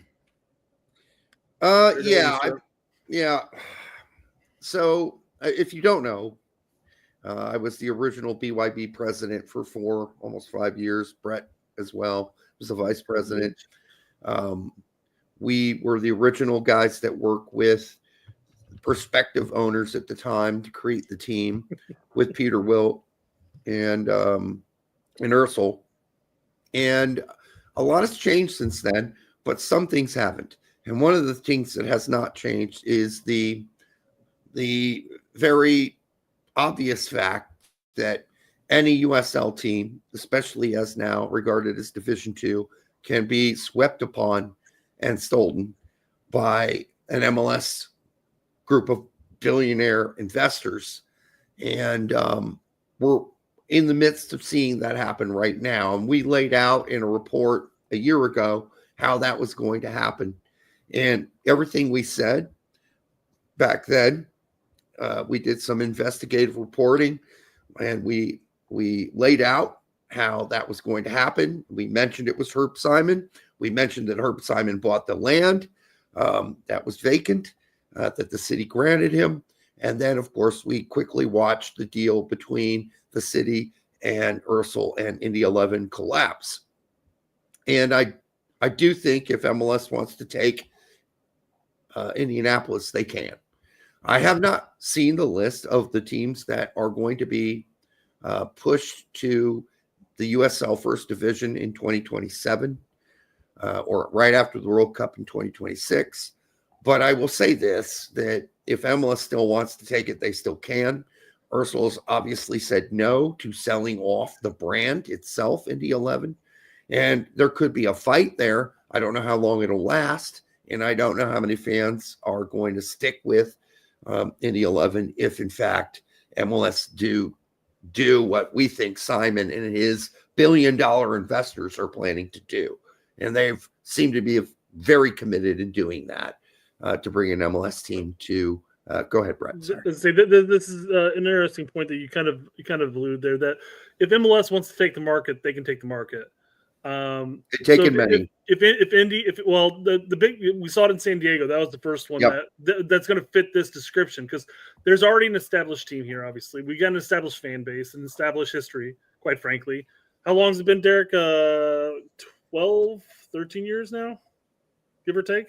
Yeah. And you have MLS. I don't know if MLS was necessarily looking at Indy and really thinking about it until Herb Simon and our mayor, governor, whoever, decided to chime in and say, "Hey, Don Garber, we'd love to have you down here." Yeah. But usually MLS goes into the market and they convince the current team that's already there to basically switch over to MLS. That happened multiple fan times. base, exactly. San Diego was the first one where a USL team got squashed. Nothing Donovan and company could do at that point.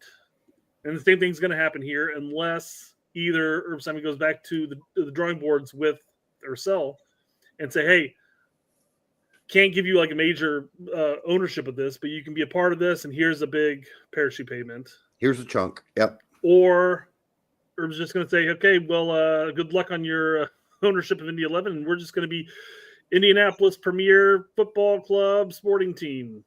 Indianapolis United. Yeah, exactly. Well, that would be hysterical. Actually, I find it hysterical if they did say Indianapolis United or something like that, because they are literally, instead of uniting, they're squashing out their opposition in the same city. Right. Yeah. My other part of that question is, do you think that the Indy 11 could turn into a Sacramento situation where MLS is like, oh, we're coming to Sacramento in this, example, and then it just doesn't pan out? I don't know if you guys know the backstory of that better. You probably know better than I do, but No, we do know that story. I would say this. I don't think, like, the temptation and the titillation is still there. That's why Garber just visited the city this last week, and why he met with Herb Simon, and why this conversation is going further, not delayed, but actually dipping deeper. So the main reason for that, why it's dipping even deeper, is because as we highlighted in our previous breakout show, not only is it Simon who's a billionaire. Oh yeah, you got 5 other billionaires. Like 5 other billionaires that own X amount of teams of various different sports all around the world. So you couldn't have a safer bet if you were Don Garber than to give Simon a team in Indianapolis. Now the funny thing was, they when they broke this on Twitter just recently, they broke it, not us, of course. They specified that Don had mentioned, he goes, and it might not even be a newly expansion team. Maybe it's going to be a kind of a team that's a sold franchise. So they even talked about a relocation of a team to Indianapolis.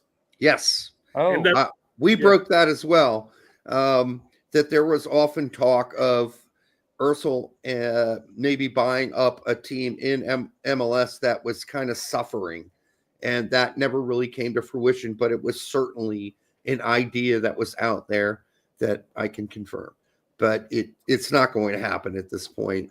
And I just hate to say Don it. was talking about that could be a reality for the new Indy team, though, in MLS. I gotcha. I have a second kind of unrelated question. So I'm going to college for journalism, and I'm extremely passionate about soccer. And I know that you guys have both worked for schools.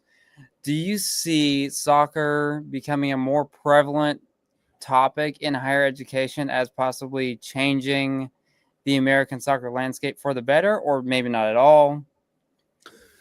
So, yeah, I mean, I've been part of a lot of marketing, sports marketing. What do you call those? Where you get a bunch of people coming together to talk about brain trust or whatever. Symposium? Yeah, but in front of symposium, in front of crowds. I did that with Peter a number of times. Yeah, you actually opened up for Greg Berhalter on that one symposium. Yeah, it's true. But yeah, so is sports marketing, I think, going forward, a great thing to get into if you're interested in soccer? Yes. If you want to be a soccer journalist, we could sure use good soccer journalists. I did it for 20 years. You will face many obstacles when it comes to covering certain teams. They don't like to get like really honest coverage. They want you to be a cheerleader for the team, and they want you to be a cheerleader if you're a United States men's national team sports journalist. They want you to cover that team as a fan, not as a actual journalist. So that's one thing I would just warn you about going into it. I would say you got to be less like us, where we're blunt to the point and a little vulgar to the point, and you got to be more strategic in how you ask your questions in that front.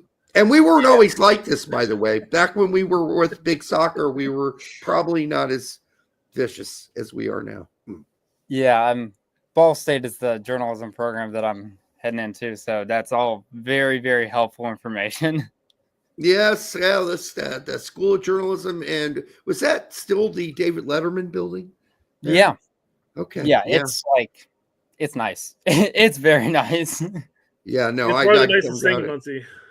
It is. Oh yeah, dude, I've been living in Muncie.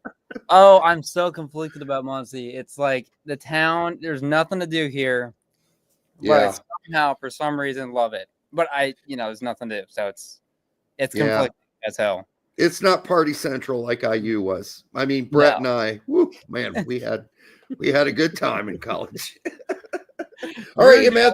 Experience in Indiana colleges are going to be so different from mine. It's hilarious. Well, the whole scene's different now. We're old, and back then there was no social media. The only thing there was parties. Thank goodness. God knows what I would have posted. Yeah, good. I mean, yeah, Facebook was a thing, but I wasn't really on it then. Not was it? It started a couple years. Like it started when I was in high school. I'm about 13 years older than Brett, so there you go. And there was no such thing. Yes. Hey, we wish you luck, SD. Whatever you do there, stay in touch with us. Let us know how it all works out for you. And we're always here if you need to, PM us if you have a question. Yeah, I appreciate you guys so much. Y'all have a good one. You too, man. Catch you later. Later. All right. So we're sitting here with one more person in queue. I just put the link back out there, guys, just in case anybody who's stragglers coming in may want to join up. But let's talk to Calvin. What's up, Calvin? Hi, can you hear me? Yeah. Can do. Thanks for waiting as long as you did, man. Yeah, no, it's cool. It's cool. How are you guys doing? Absolutely great. Well, Brett, I could use another drink. Yeah. Yeah, I'm still fine. Yeah, thanks for having me. I don't have any lube questions, but we had enough. Those are good. Yeah, those are good. Were you taking notes during that conversation? No, I just remember that part stuck out. There you go. Oh yeah, I can see why. And when you say stuck out, I'm not gonna go any further with that. Yeah, I got a couple questions. First off, I'm so sorry about the fact that you guys have had to watch 30 plus Juventus games this season. It's been rough. I mean, especially yesterday, which was just abysmal. Yeah, painful. Yep. Those two are tired, man. Like, I feel like Weston probably needs a little bit of a break here or there once in a while. Yeah. Yes, especially him. 90, yeah. Yeah. I mean, I'm surprised with the way the players have been dropping like flies there. I'm surprised he's not been. Well, he's been injured already, but he's not re-aggravated or, like a lot of the other superhuman powers. He's only been injured for like 2 games. Oh yeah. I mean, that's been his MO all the entire time at Juve. The entire team goes lame, whether it's through COVID or just injuries, and he's the Energizer Bunny that never gets tired. Right. I mean, like Douglas Luiz had been injured for 16 games in his entire career, and I think he's missed 16 games this year.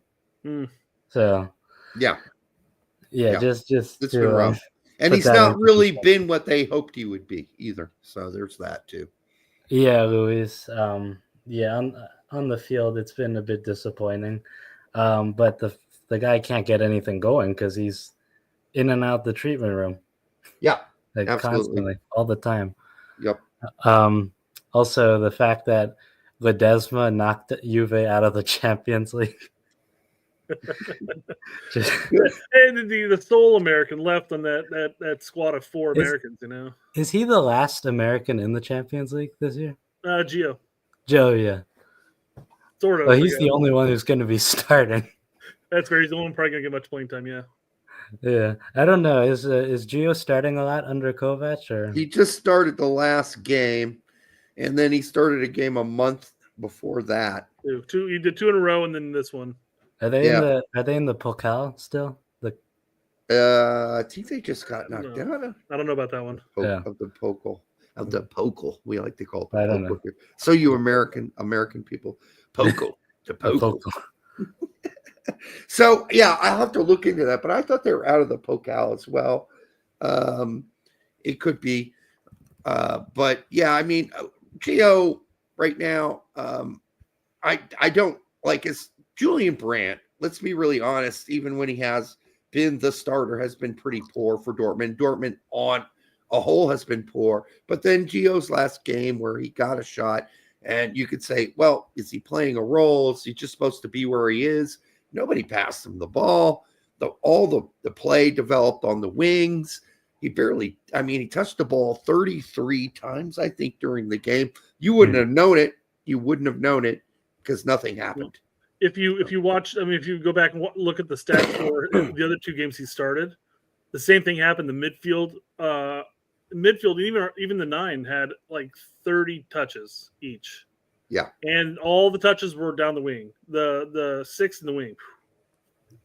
Huh. Yeah, I haven't been following that much, but last time I heard, I thought, didn't he start against Barcelona or something and have a decent day?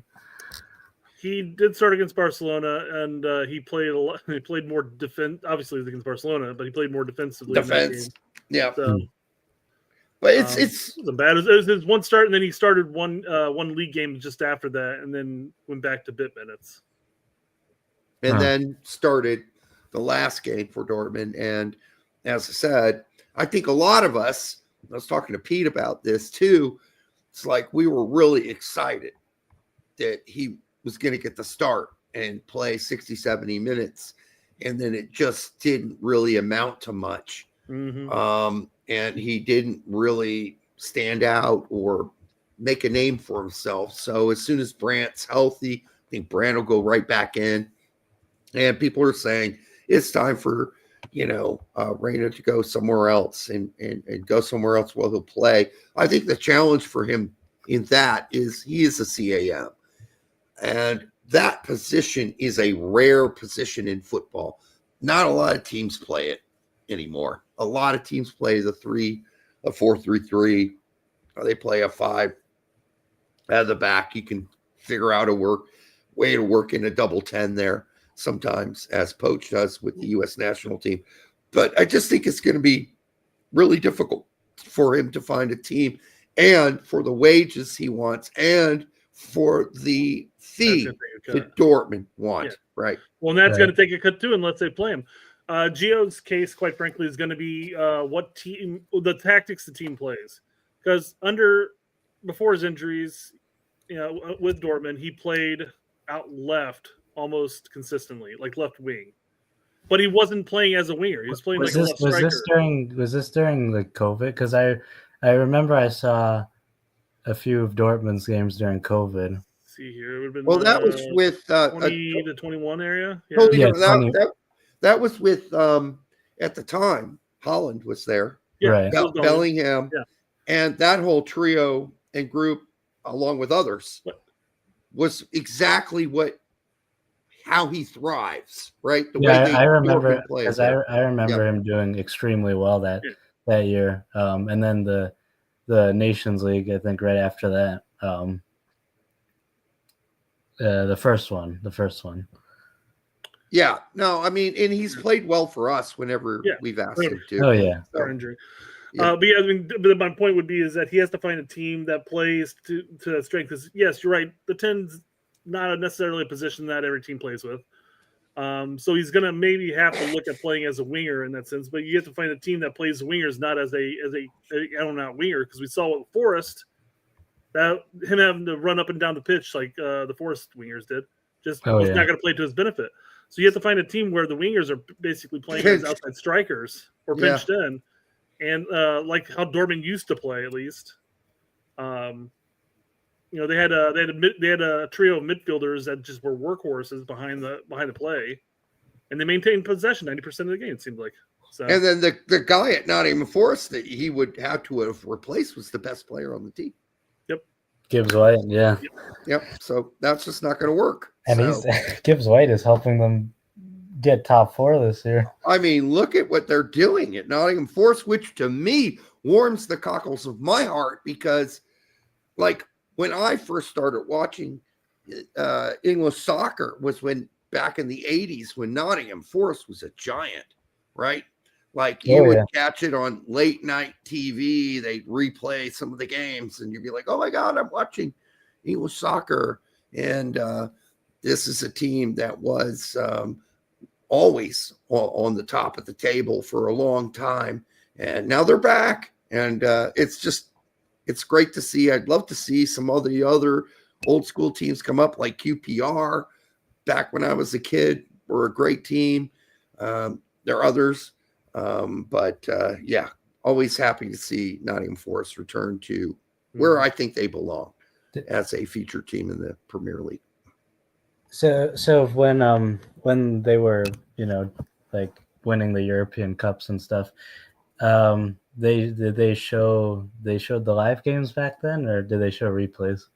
Oh, it was replays. You never got to see that live. It was like 3 a.m.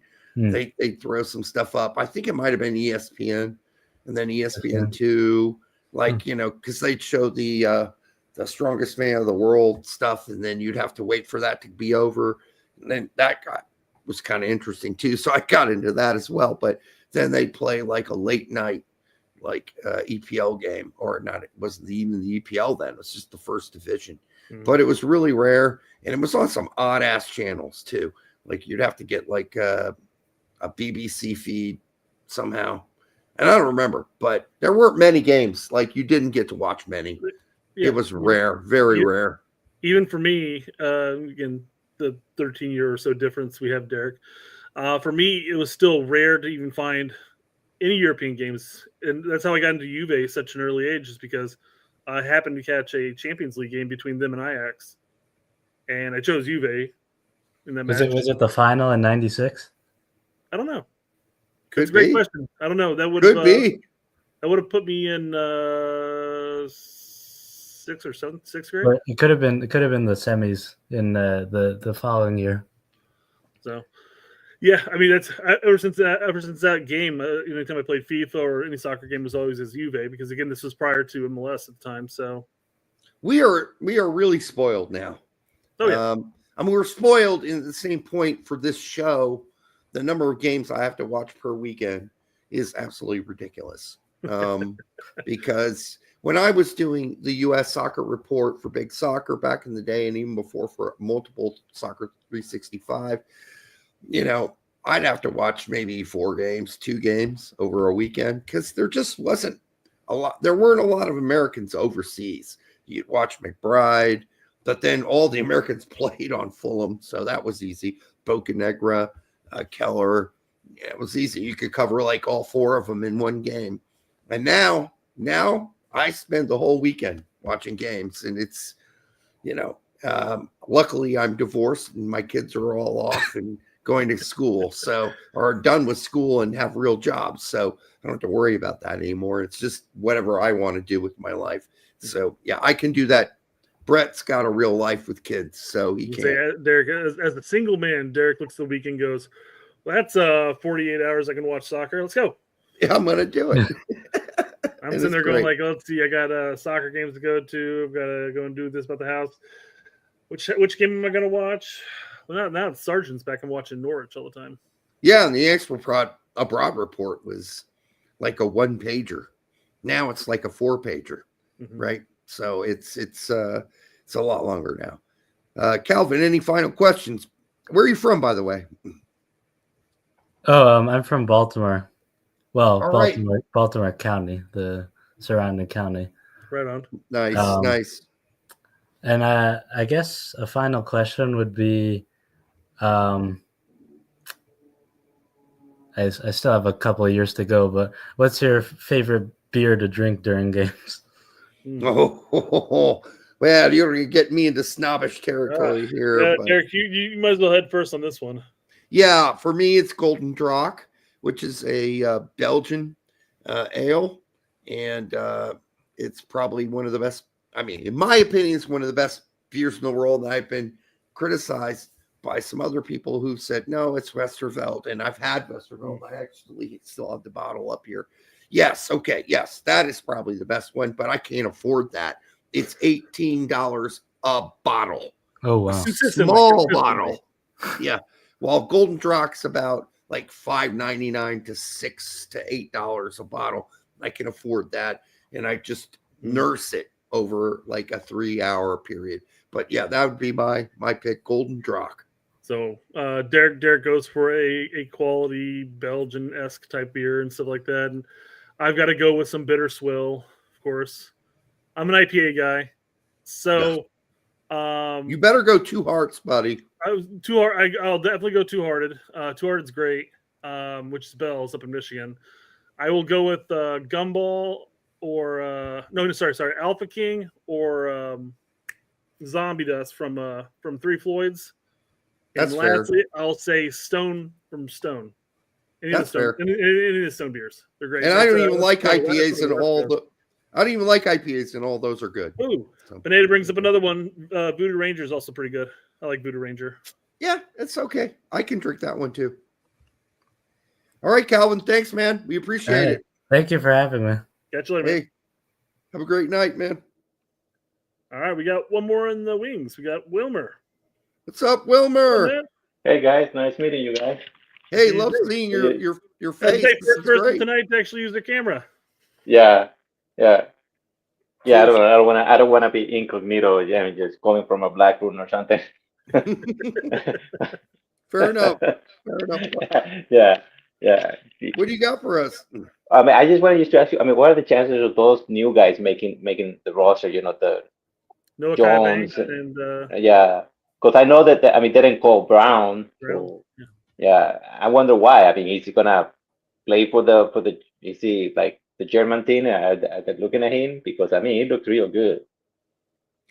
Yeah, I mean, there's definitely a question whether or not the German team is probably looking at Brown and saying we can't really let this one go yet. But then again, Brown went and cleared all his tweets and Twitter's connections with the German national team, so that was promising. Yet we also had that interview 2 months ago that said that he said that no one at US Soccer had even contacted him yet, which was really concerning at the time. Really strange, yeah. Yeah, it makes me wonder, like, because that now Ledesma, I mean, he's not included on the roster, on the 60-man roster. Makes me wonder if Pochettino is making a list on one side and then the federation is making another list too. And that's basically, I was just thinking, I mean, just encourage, I mean, the young guy. I mean, he's in Champions, I mean, he's competing, and then they call Shaq Moore. So. Yeah, like, and again, people were coming at me. Well, one person came at me on Twitter for making a pretty, I think, neutral stance and saying, okay, you can say that the 60-man roster isn't really that important, but at the same time, it is a shout-out list. It is a shout-out. And so if you're calling up Arston, George Campbell, Kermashi, you're calling up Shaq Moore, even Tolkien, or especially Brian White, and you can't make space on a 60-man roster to give Ledesma at least encouragement and a shout-out. Exactly. Yeah. Or Maloney. We'll be covering Ledesma here in a little bit too, but I mean, Poach came out and told Ledesma that he sees him as a central midfielder and not as a right back. So then I don't care what he sees him as. That puts him into a different pool altogether. But then you can look at that central midfield pool and say, all right, we can go like he can go away and maybe he can go away. There's guys you can make the substitutions for.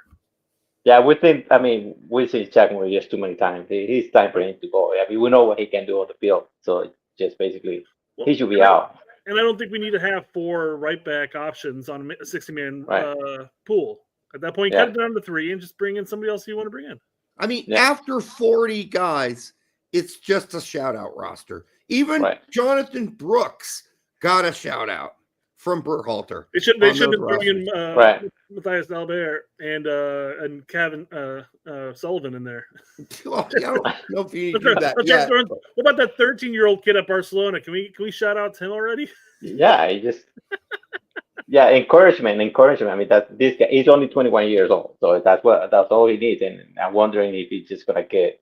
I mean, he didn't get included on the 60 for the Mexican team. I wonder if they're gonna start. But you know how it is in Mexico. They just wanna do the same thing that they did with what was that guy that got called from the Mexican team? And Gomez, I don't remember, a long time ago. He went to Mexico and he never got to. I guess the promising he was going to be on the World Cup, and basically they say no.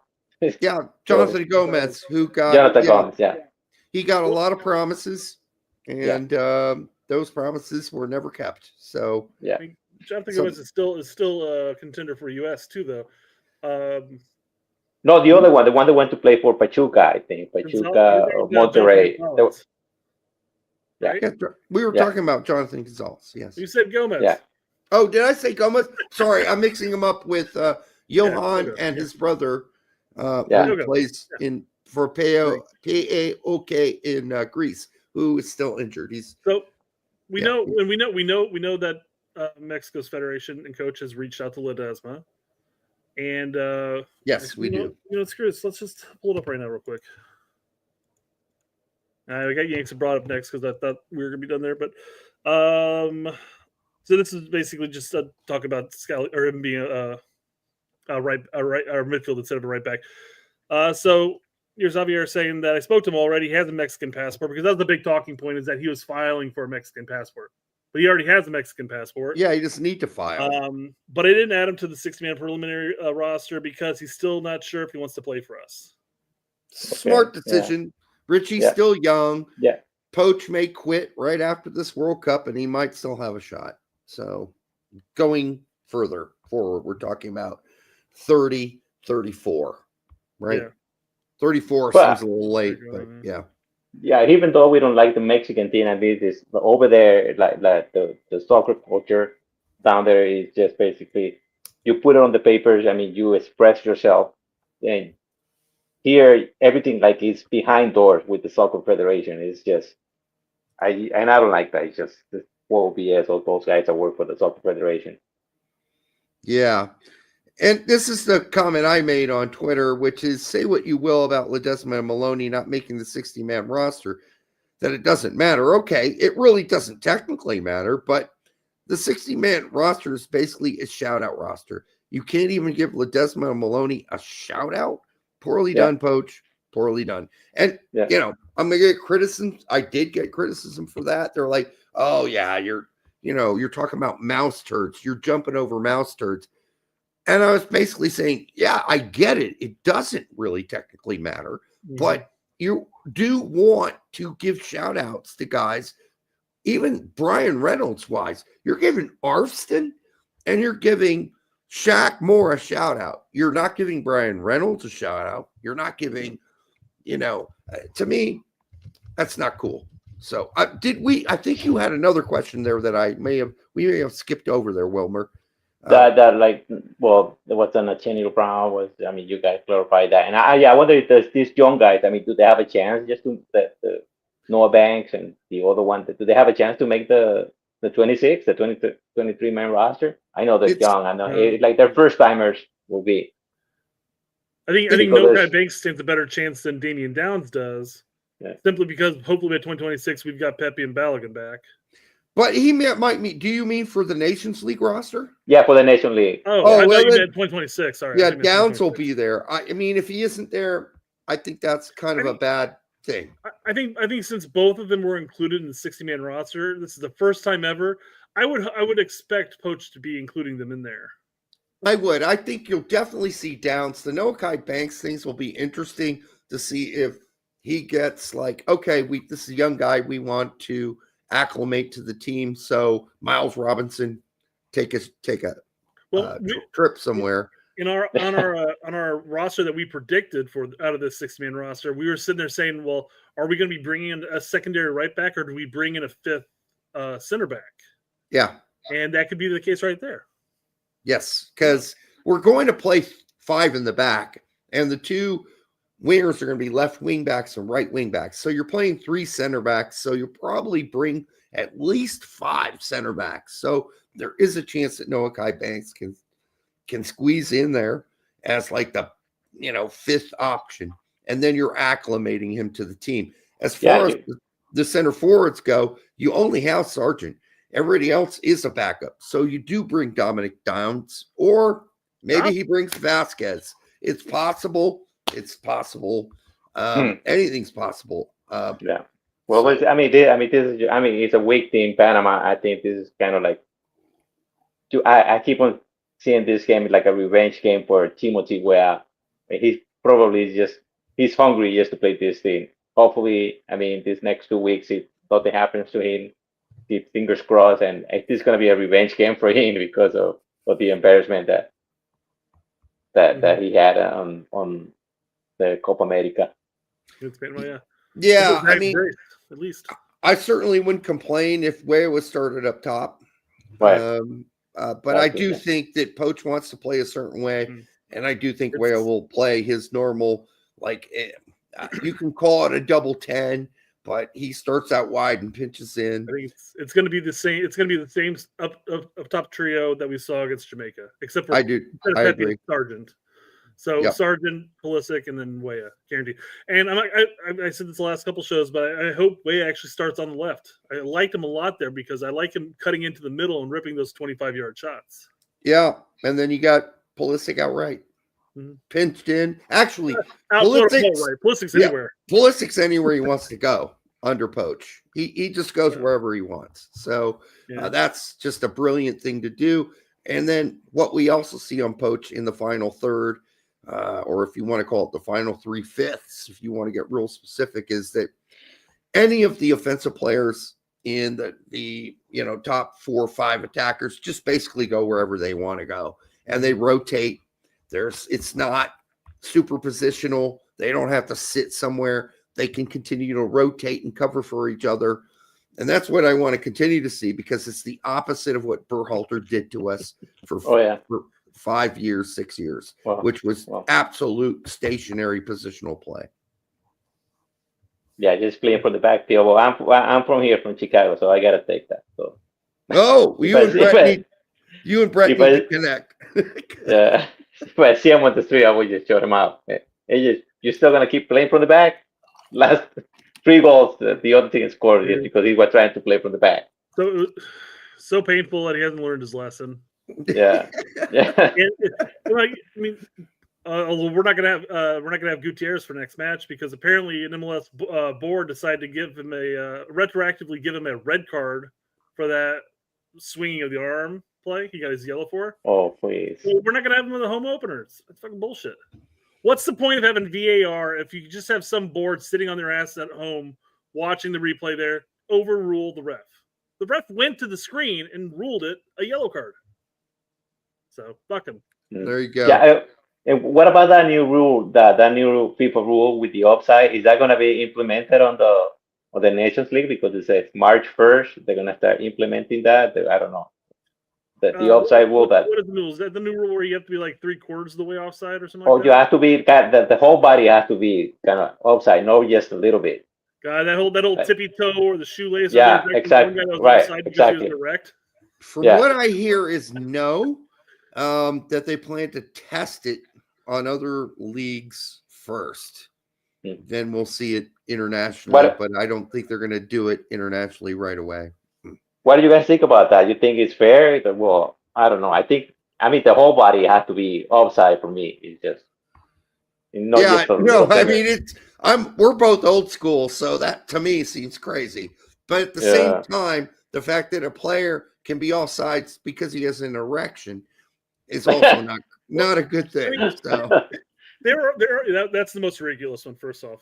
But there are offsides where like somebody's the way that he's like angling back towards the halfway line, his left foot is offside, but he's going the opposite direction. And then maybe he gets the ball or whatever, and he's part of the play or whatever. But I mean, he was going the opposite direction at the time of the play. So I mean, it's a little ridiculous with the goal line or the on play technology we have now.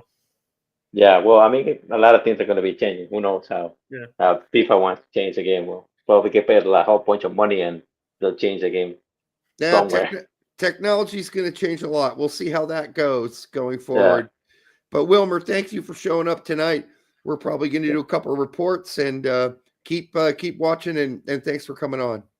Yeah, take care, guys. All right, later, Wilmer. Yeah, bye. All right, this has been fun. Larry was in the backstage, but then he got out. And he says nobody puts Larry in the backstage. Larry, we really don't have a choice on that one. All right, well. All you want to do quick Yanks? You got some Yanks here? Yeah, I do. You want to go over there? I'm going to go refill a little bit of beverage. Yeah, no, go for it. You'll Okay. miss it, but hey, what do you care? Yeah, What do you care? It's midweek report. Come on. All right. On Tuesday, Adams went 90 minutes in a loss. I know some people were criticizing him on this game, but I think he generally did Adams things, and I don't think that he was really core responsible for the loss. But Akamboni did not. He was in the 18 again, didn't play. Chris Richards went 90 in that win for Crystal Palace. This is really the Chris Richards we're really looking to see going forward. Comfortable, just looking really good in his own skin. Matt Turner, of course, rode Pine for 90. Jedi went 20 in that win. Jedi did get a break, but here is the curious thing. I think that Fulham are actually now considering that they may have to get rid of Jedi. And what does that mean? That means they got to rest them because they've been playing them 90 minutes every game all season long.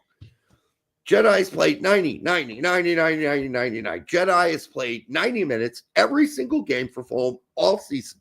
He gets a break. They play Sessegnon out wide on left in his spot in their 3-back, and Sessegnon as a left wing back performs mightily well, scores a goal. That doesn't mean that Jedi's not going to be playing or starting games going forward, but they are going to start resting his ass because Fulham are going to sell Jedi. They're going to sell him. Mm-hmm. So that's what you're going to see. You're going to see Jedi getting some rest. They've secured. They're not going to get. Yes, are they still pushing for Europe? I don't know. Listen, Brett, this is a good question for you. If you're Fulham and you're not going to be in the Champions League, are you really pressing to play in Europa League and Conference League and what other ridiculous dumbass league they make up in Europe that you can qualify for? My answer would be no. I don't want to play in some stupid fucking third division fucking bullshit competition. They're going to just try to do their best at the end of the season. But if I'm a coach, I'm like, I'm not trying to win games because I want to do that. Like, do I really want to have my players play an extra fucking 10, 15 games a season for a trophy no one cares about? The only trophy anyone cares about, Brett, is the UEFA League's Champions League trophy. Nobody cares about the other trophies. The second division European trophy, or especially the Conference League third division European tournament. Who cares about that? Unless the only time you've seen Europa League is when Fulham was there. I know.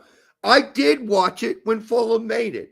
I'm not saying that if you're a fan of the team, you're not going to watch it. Of course you're going to. But who's going to remember it? And who the hell cares? So, I wonder how much money you end up making throughout the group stage, knockout stage, semis, finals, whatever. Well, you got to be making something. Oh, of course they're making something. I'm just saying that'd be the biggest thing. Of course, Europeans may hold more esteem with Europa, especially if you're not one of the big boys. So that's fine. I don't care about it though. I'm sorry, I don't. I care about the Champions League. That's the best of the best. That's what I want to watch. Now, if Fulham ends up playing in Europa League, will I watch it? Of course I will. I'm a fan of the team. But will anybody remember if they win it 10 years from now? Hell no. Hell no. No one will remember it. All right. On Tuesday, to finish up, Jedi went that 20. And then Aiden Morris went 90 in a win for Middlesbrough. I thought he was pretty good. He's pretty damn solid. And he is kind of their point guy. Trusty went 90. CCV went 90 in a win. Oh, shocker in the Scottish League. Paredes still in. Speaking of Scottish League, real quick, Tom says Celtic got around 35 million for Champions League. And Bob Johnson says Juve lost 15 million by not beating PSV. I'm not talking about like Champions League's legit. How much money are people making playing Europa League? I'll look it up while we're talking about this. All right. Ledesma's in the 90. in that loss by PSV, they're out of the Beaker Cup. And the Netherlands, I'm sure they don't pronounce it Beaker. I'm just doing it to be amusing. Jonathan Gomez is injured for PAOK, still not playing. Gioacchini went 30 minutes for Esteras in the cup game, and they lost in Greece. Benny Diaz in the 18 for Juarez, didn't play. Joe Corona in the 18, as he always is, didn't play, though. Musa, 90 minutes today. He was all right. He was okay. And what was just a really mind-numbing, infuriating game to watch. Pulisic came in the last 30, people freaking out. Oh my God, Pulisic didn't start. From what I understand from the physios, he was only capable of playing 30 minutes. So we do not need to freak out. He'll probably start the next game.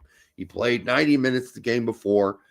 His body is worn out. He's been the best player, I think, for the most part, for AC Milan all season.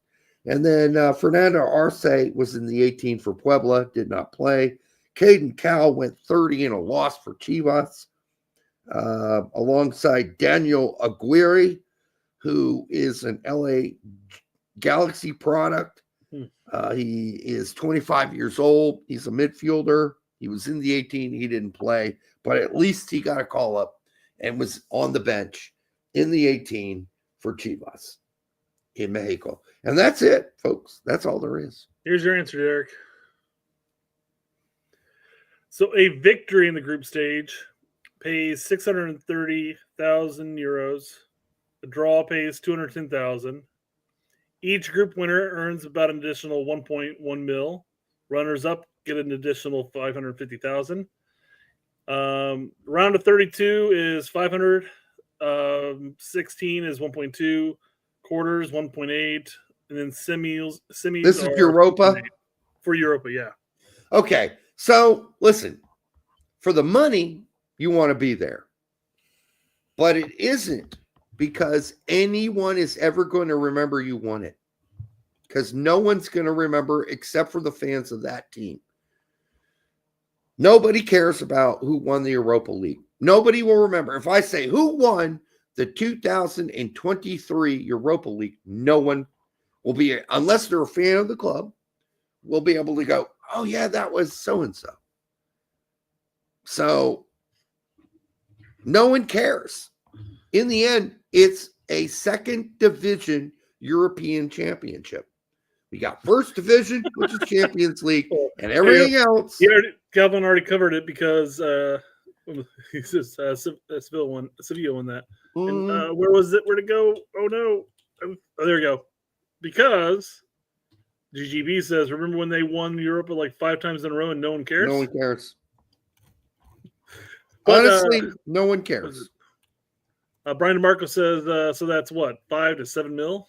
And that's what's important, the money.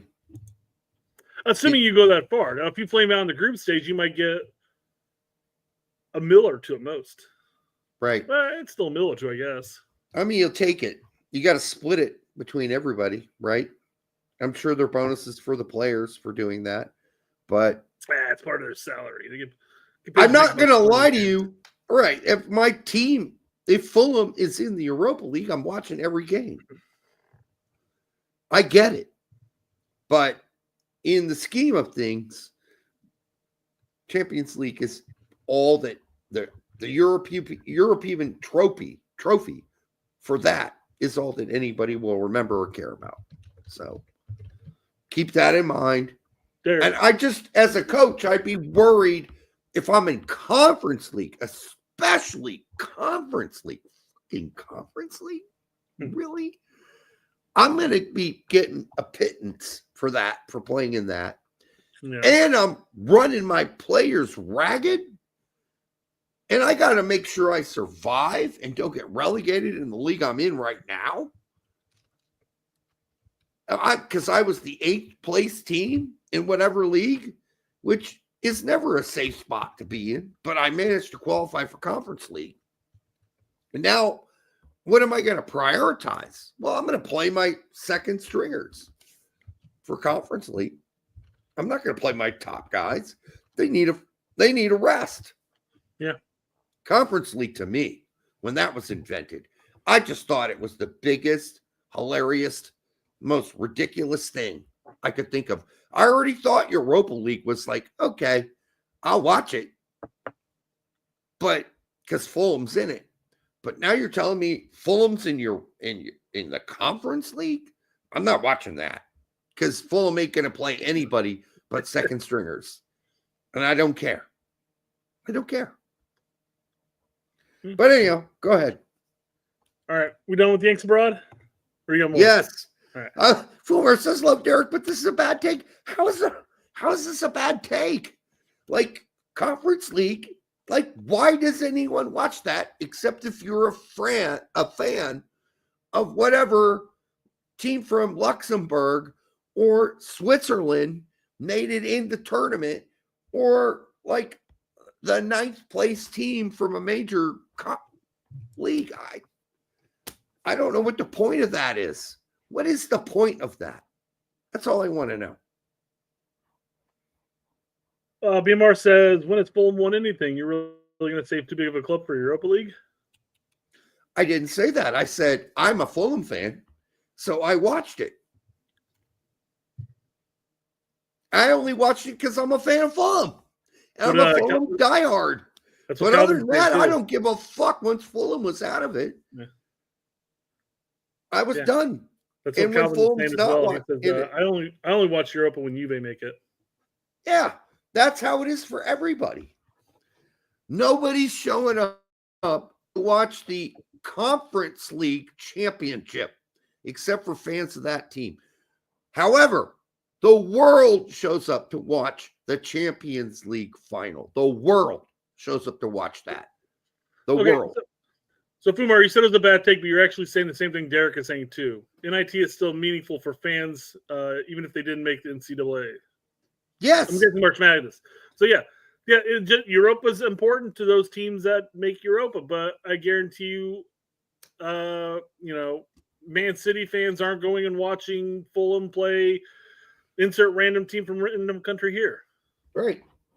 But you know what? I would say that probably Fulham fans will watch Champions League matches, regardless of whether or not Fulham. They're going to watch Champions League, and okay, even a good chunk of people might watch Europa League even if their team is out, right? Yeah. But nobody's watching Conference League. That's except for the fans, and those teams are playing their second teams in a lot of cases. The bigger ones are certainly playing their second teams in Conference League. There is no reason for the Conference League to even exist. It needs to be totally X'd out. It's a piece of shit. It's a waste of time for everybody. Let's just do 2 levels. First division of European Championships is the Champions League. Second is Europa League. After that, do we really need to degrade ourselves and go any lower? Really? Do we need to? No, we don't. Rico says, I watch MLS games for fuck's sake. I do too, because I'm an LA Galaxy fan. And I watch the Champions League games too. Greg Turalder says, he goes, hell no, I don't watch NIT. No one watches the NIT tournament. Absolutely zero. No one watches it. Just like no one except for the fans of those teams watches the Conference League. It's a total joke. Yeah. C2 says, I'm 2 hours behind. Damn it. I didn't get the notification. I don't get notifications anymore. Sorry, C2. I don't know what is it called when we're getting screwed over by the algorithm? Yeah. We're getting in the ass. I forgot the phrase. There's an actual phrase for when they don't advertise it to people who have notifications even anymore. But all right, for the 222 of you who were here at one point, make sure you like, subscribe, share it with grandma, give your stepsister a big wet kiss. Kind of sad that no one brought their stepsister on the show today live. That would have been cool. Well, I mean, Jack brought his ferrets onto the show. Just no camera. It's scissoring ferrets. Yeah, it's shadow banned, Bob. Thanks. Appreciate that. Thank Bob, your uncle. Yeah, we get shadow banned because of our language and some of the naughty topics. boys. I really, frankly, we don't advertise this show to kids and children. We don't say your kid. I've said many times at the beginning of our show, this show is not for children. If you're listening to our show with your children there, do not have your children there. Yeah. I mean, they should at least be advertising it to our audience. I mean, hell, we had our audience on the show today, and the first two people talked about lube. Yes, it's an 18-plus show. It's pretty simple. And if you think we're dirty-mouthed people or whatever, no, we're just having a good time, dude. If you think that Brett goes to his job or I go to my job, and this is what we act like when we're at our jobs, you're an idiot. Yeah. We're respectful, hardworking people at our jobs. So, I mean, this is our release. This is our time to really let out all of our frustrations, all about soccer, and to just have an honest conversation.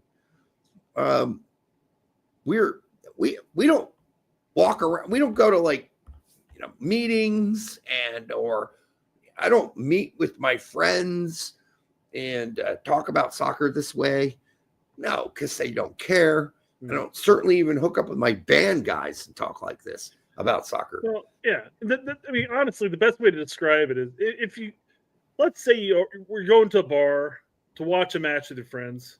Yeah. When you walk into that bar, do you automatically break out the Greg Berhalter's a horrible coach topics? Or do you say, dude, I saw this thing on Twitter today that this chick fucked 101 guys. Now she's pregnant. And she's got an OnlyFans, but I don't care about that. No, you go in there and start bullshit about the shit.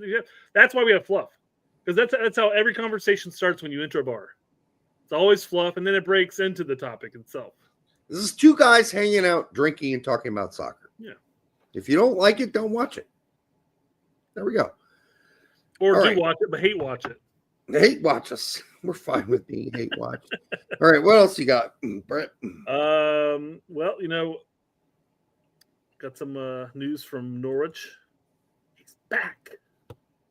Player of the month, Josh Sargent. Yeah, most improved home improvement. Sorry, no, it's England Home Improvements Player of the Month.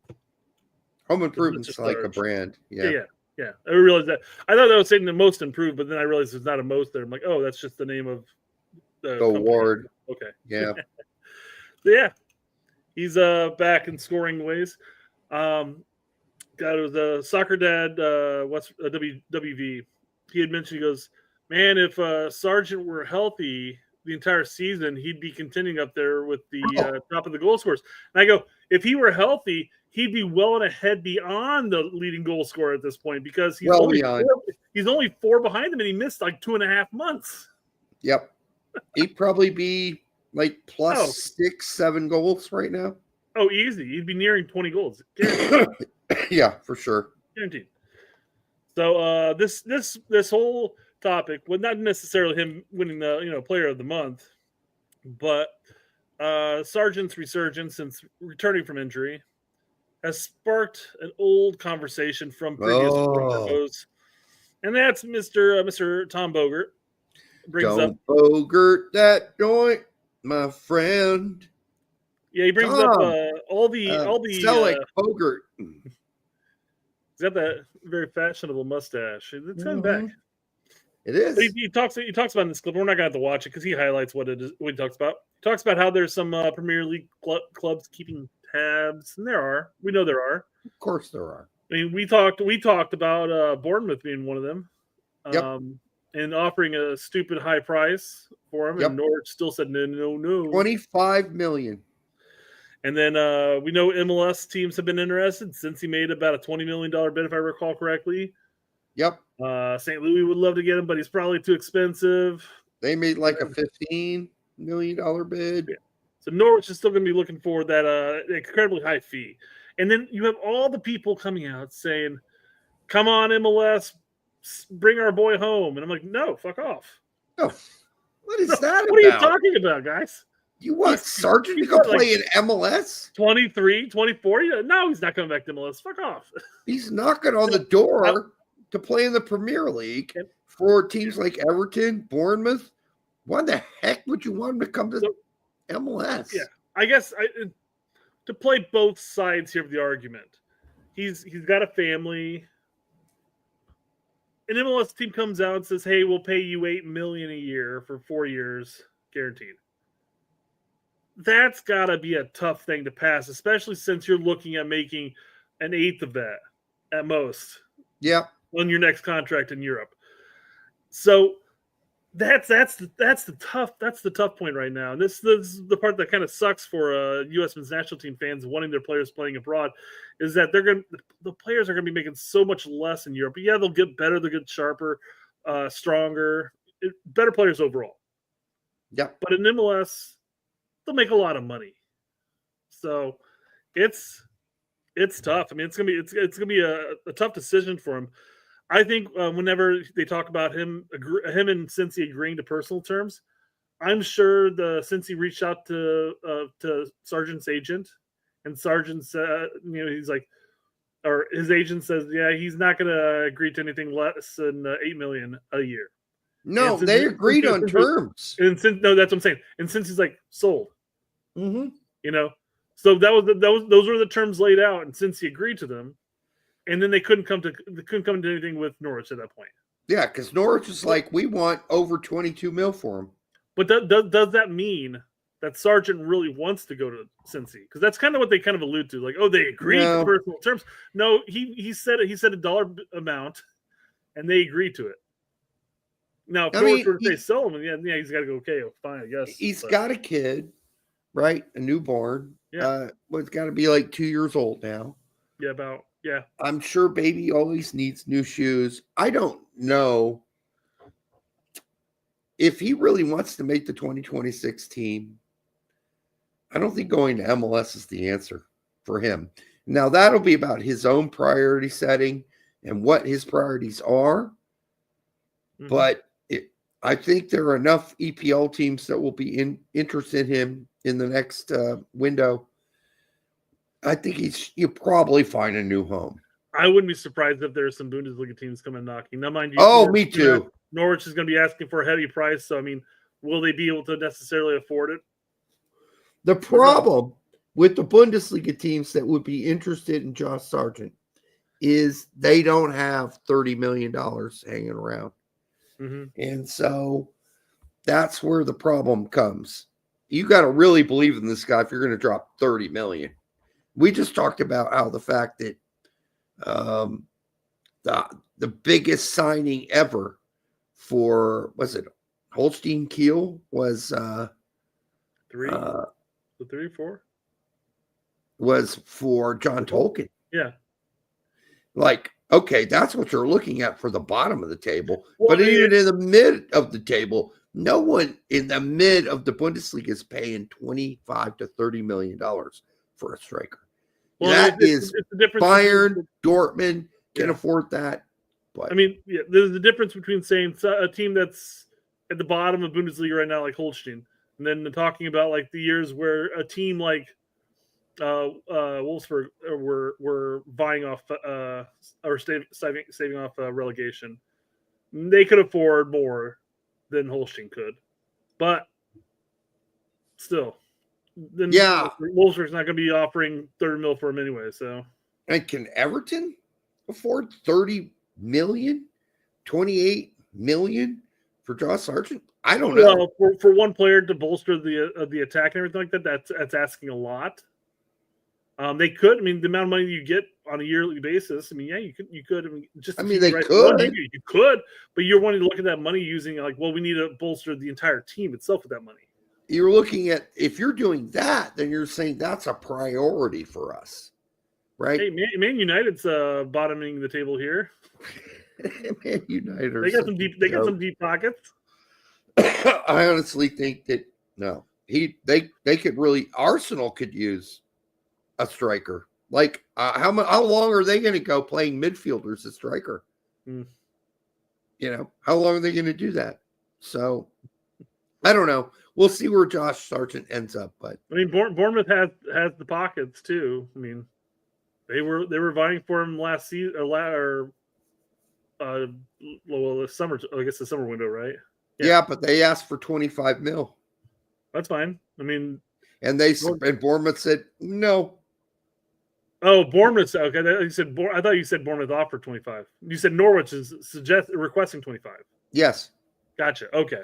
And we said at the time, and we got criticized for this, just absolutely ridiculously, that the amount of money that Norwich was asking for Sargent during that window was going to be so astronomical, no one was going to go for it. And we said at the time around $25 million, 23, 25. And people were like, oh, that's ridiculous. They're not asking that. The crazy thing about that as well, I mean, is hold on, I gotta get this. I'm trying to find out what his market value is. I think it's like 13. Right. They're asking an amount. Yeah, 13 mil. Yeah. No one will offer. They did not want to lose Josh Sargent. Norwich made it an impossibility. Either you really had to be a massive believer in Josh Sargent and pay up the $25 million, or you just simply weren't going to get him because they saw him as their ticket to promotion. I don't blame them for thinking that, and I don't blame them for making his asking price that high. But to say that didn't happen, like some people were, I mean, fucking idiotic are you, dude? Yeah. What are you watching? Like, do you read any local press? So, am I saying Sargent should go to Arsenal? Not necessarily. I'm just saying Arsenal could use a real center forward. So, yeah. That seems to be like a real problem on the team is scoring goals and finishing. No, yeah, he's not saying that he should go there. He's just saying that they could use a striker, period. I mean, I'm just throwing it out there as a joke. Yeah. I don't think it's going to happen unless somebody at Arsenal is really convinced that he's the real deal, which, we've seen weirder shit happen. We've seen weird ass signings out of nowhere for a whole lot of money. And we're like, you just paid that much money for that guy? Like, I could mention at least 10 Chelsea signings that were for way more than that, where I was like, are you guys crazy? That player's not worth that amount of money. So anyhow, it can happen. We'll see. All right. What else we got? Hopefully not much more. Last main topic here. Let's spin all up here. So Timmy Chandler did some interview with the goal, and before we even get into the interview, I wanted to talk about the goals setup here as far as their website's concerned. I don't like it. So you start talking, and then you see a clip there, like, oh, okay.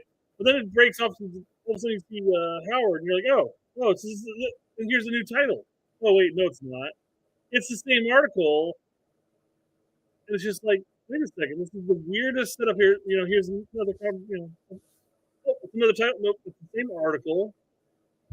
Why do they constantly have these titles popping up? I don't know. Does that really need to be a title? Do you need that at all? No. I mean, maybe they're trying to trick the system to get clicks. I don't know. And I'm just saying, when I start scrolling down, I see this right here. I'm thinking that this is a brand new article at this point. Yeah. Listen, goal.com is what it is. Yeah. I like some of the writers there. Some of them I don't. I'm not real big on the people who run it, but it is what it is. So how did you fit in with a bunch of American guys? Did anyone specifically help you out? I think all of the guys made it really easy for me. I was a young kid, just 20. So players like Tim Howard, Bocanegra, Cherundolo were great guys who made it easy for me to come into the team. Altidore was also a really great guy. So they helped me make everything really I'm sure Dolo is probably the best guy to make it Oh, easier. for sure. He's they're able to speak German to him. It's a nice little transition into the team itself. Yeah. Yeah, for sure. Although his English is that time was quite poor, as we know from my interview with my mom and Shredder.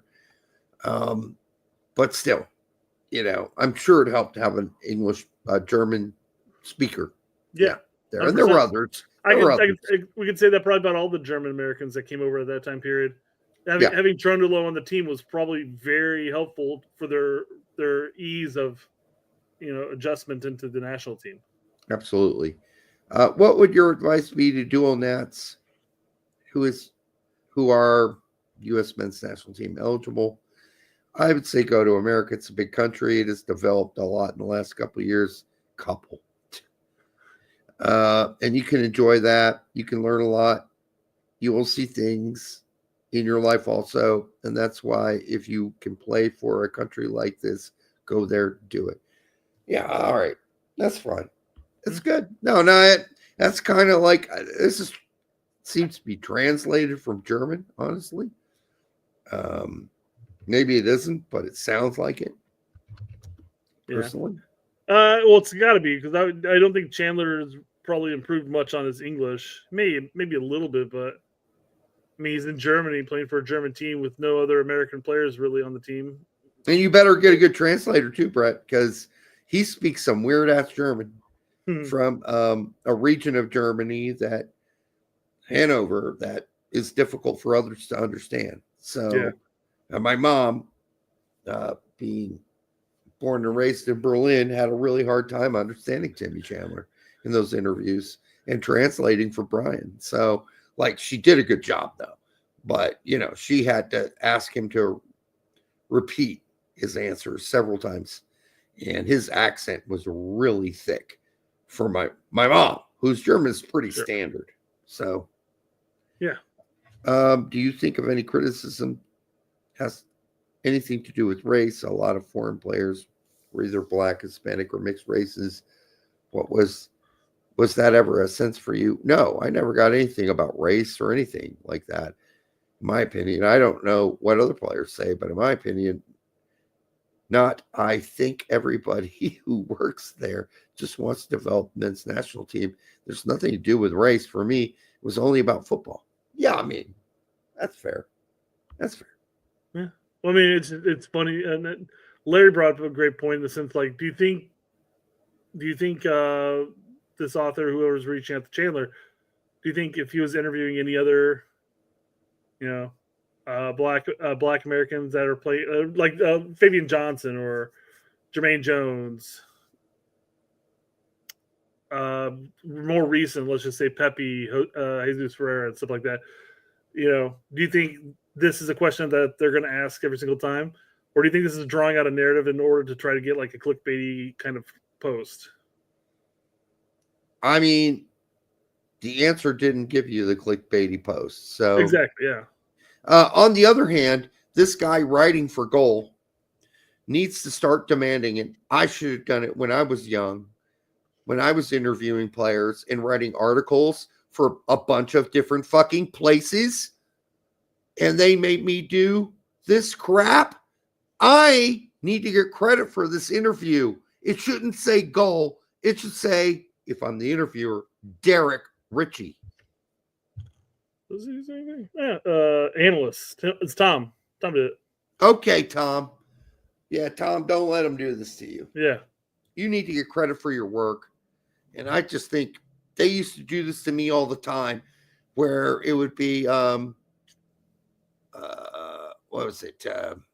There was a term for it, but you never got credit for any of the articles you did. It'd be like 365 journalists. Yeah. What? Why? My report, I don't get to have my name on the work I do. I'm just like a anonymous journalist at your website. Fuck off. Fuck you and fuck your website. So, yeah, I think that needs to stop. It wasn't Goal asking the question. It was somebody who works at Goal, and that person needs to get credit for their work. So, well, yeah, I would imagine it's Tom that's asking these questions. Do we know though? Because it's just goal. That's this massive goal thing. That's a great point. I mean, Tom could just be the one who's organizing reporting the it. whole article itself. Yeah. Right. Yeah. Well, fuck maybe, that. Maybe there's like a Zoom call with Timmy that has 10 different goal contributors asking these questions. It's stupidity.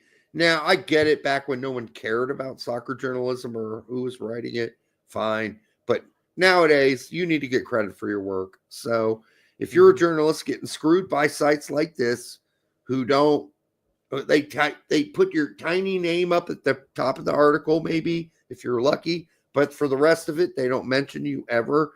They're putting goal on there. Fuck that. Demand credit for your work in your interview. That should say, if it was Tim, it should say Tim, not fucking goal. Fuck you, goal. Anyhow, sorry. B. Marvel says, Derek, how do you know that your mom didn't conduct this interview? I'm in regular touch with my mom, and she would have told me. Derek, I interviewed Timmy Chandler again. My mom would have told me. Oh my God, I interviewed Timmy again. Yeah. Yeah, Mom. Yes. Sehr gut. All right, last question here. Goal says, would you ever get involved with U.S. soccer again? Maybe as an ambassador. Oh, God. We'll see what happens. Frankfurt has a good touch with New York. We have offices there, so we'll never know what happens in the future. I will work in football after my career, so we will see. Maybe one day I will see the U.S. again. Yeah, come on. This is pretty lame shit, dude. This is pretty lame. Well, I mean, I would wager. Again, I would think that these people who play their entire life, they are massive parts of the federation. Maybe not necessarily be part of the federation, but end up going into say like coaching of some form, even at the youth level or whatever. And it's nice seeing like Jimmy Conrad and Chuck talk about coaching teams and stuff like that. I think we need more of our former players doing that. I mean, I think that Timmy Chandler could be a comedian in the U.S. if he learned his English like 100%, because he's a funny dude from everything I've ever heard about him from teammates. Like that guy that we brought up on here before from Finland. He goes like, the most difficult word in the English language is shit. Scheisse. He talks about shit. He talks about how like shit's this shit, that different meanings of it, and it's like great point. It's a 2-minute skit of him talking about shit, and he's actually a really funny comedian, but I don't know his name. But this is shit, that's shit. I don't give a shit. Don't touch my shit, but your shit is bad. That shit is bad. Yeah, it's a noun, verb, adverb. I got to go take a shit means I'm going to take a shit. Yeah, you can transfer that word to anything. Yeah. Anyhow, guys, we've been here for 2 hours and 30 minutes. We're going to call it a night. We will be back Monday. Enjoy the weekend. Watch the games. Real quick, Derek, I forgot to mention during the whole beer conversation earlier. The wife's, and I don't know if I mentioned this to you or not, but the wife has gotten into drinking this THC-infused beer. It's actually non-alcoholic. But she gets a pretty healthy buzz. Some of them just make her tired, but some of them, she feels the effects on. I see them at Big Red. I've never bought one.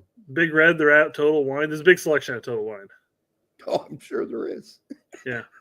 Well, they're expensive as shit, though, but still. I'll consider it. All right. We love you guys. Have a great night. We will be back on Monday. Have a great weekend. Watch the games with your stepsister on the couch.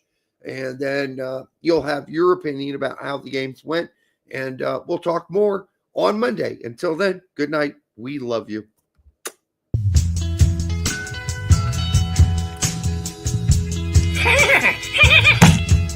That hurt.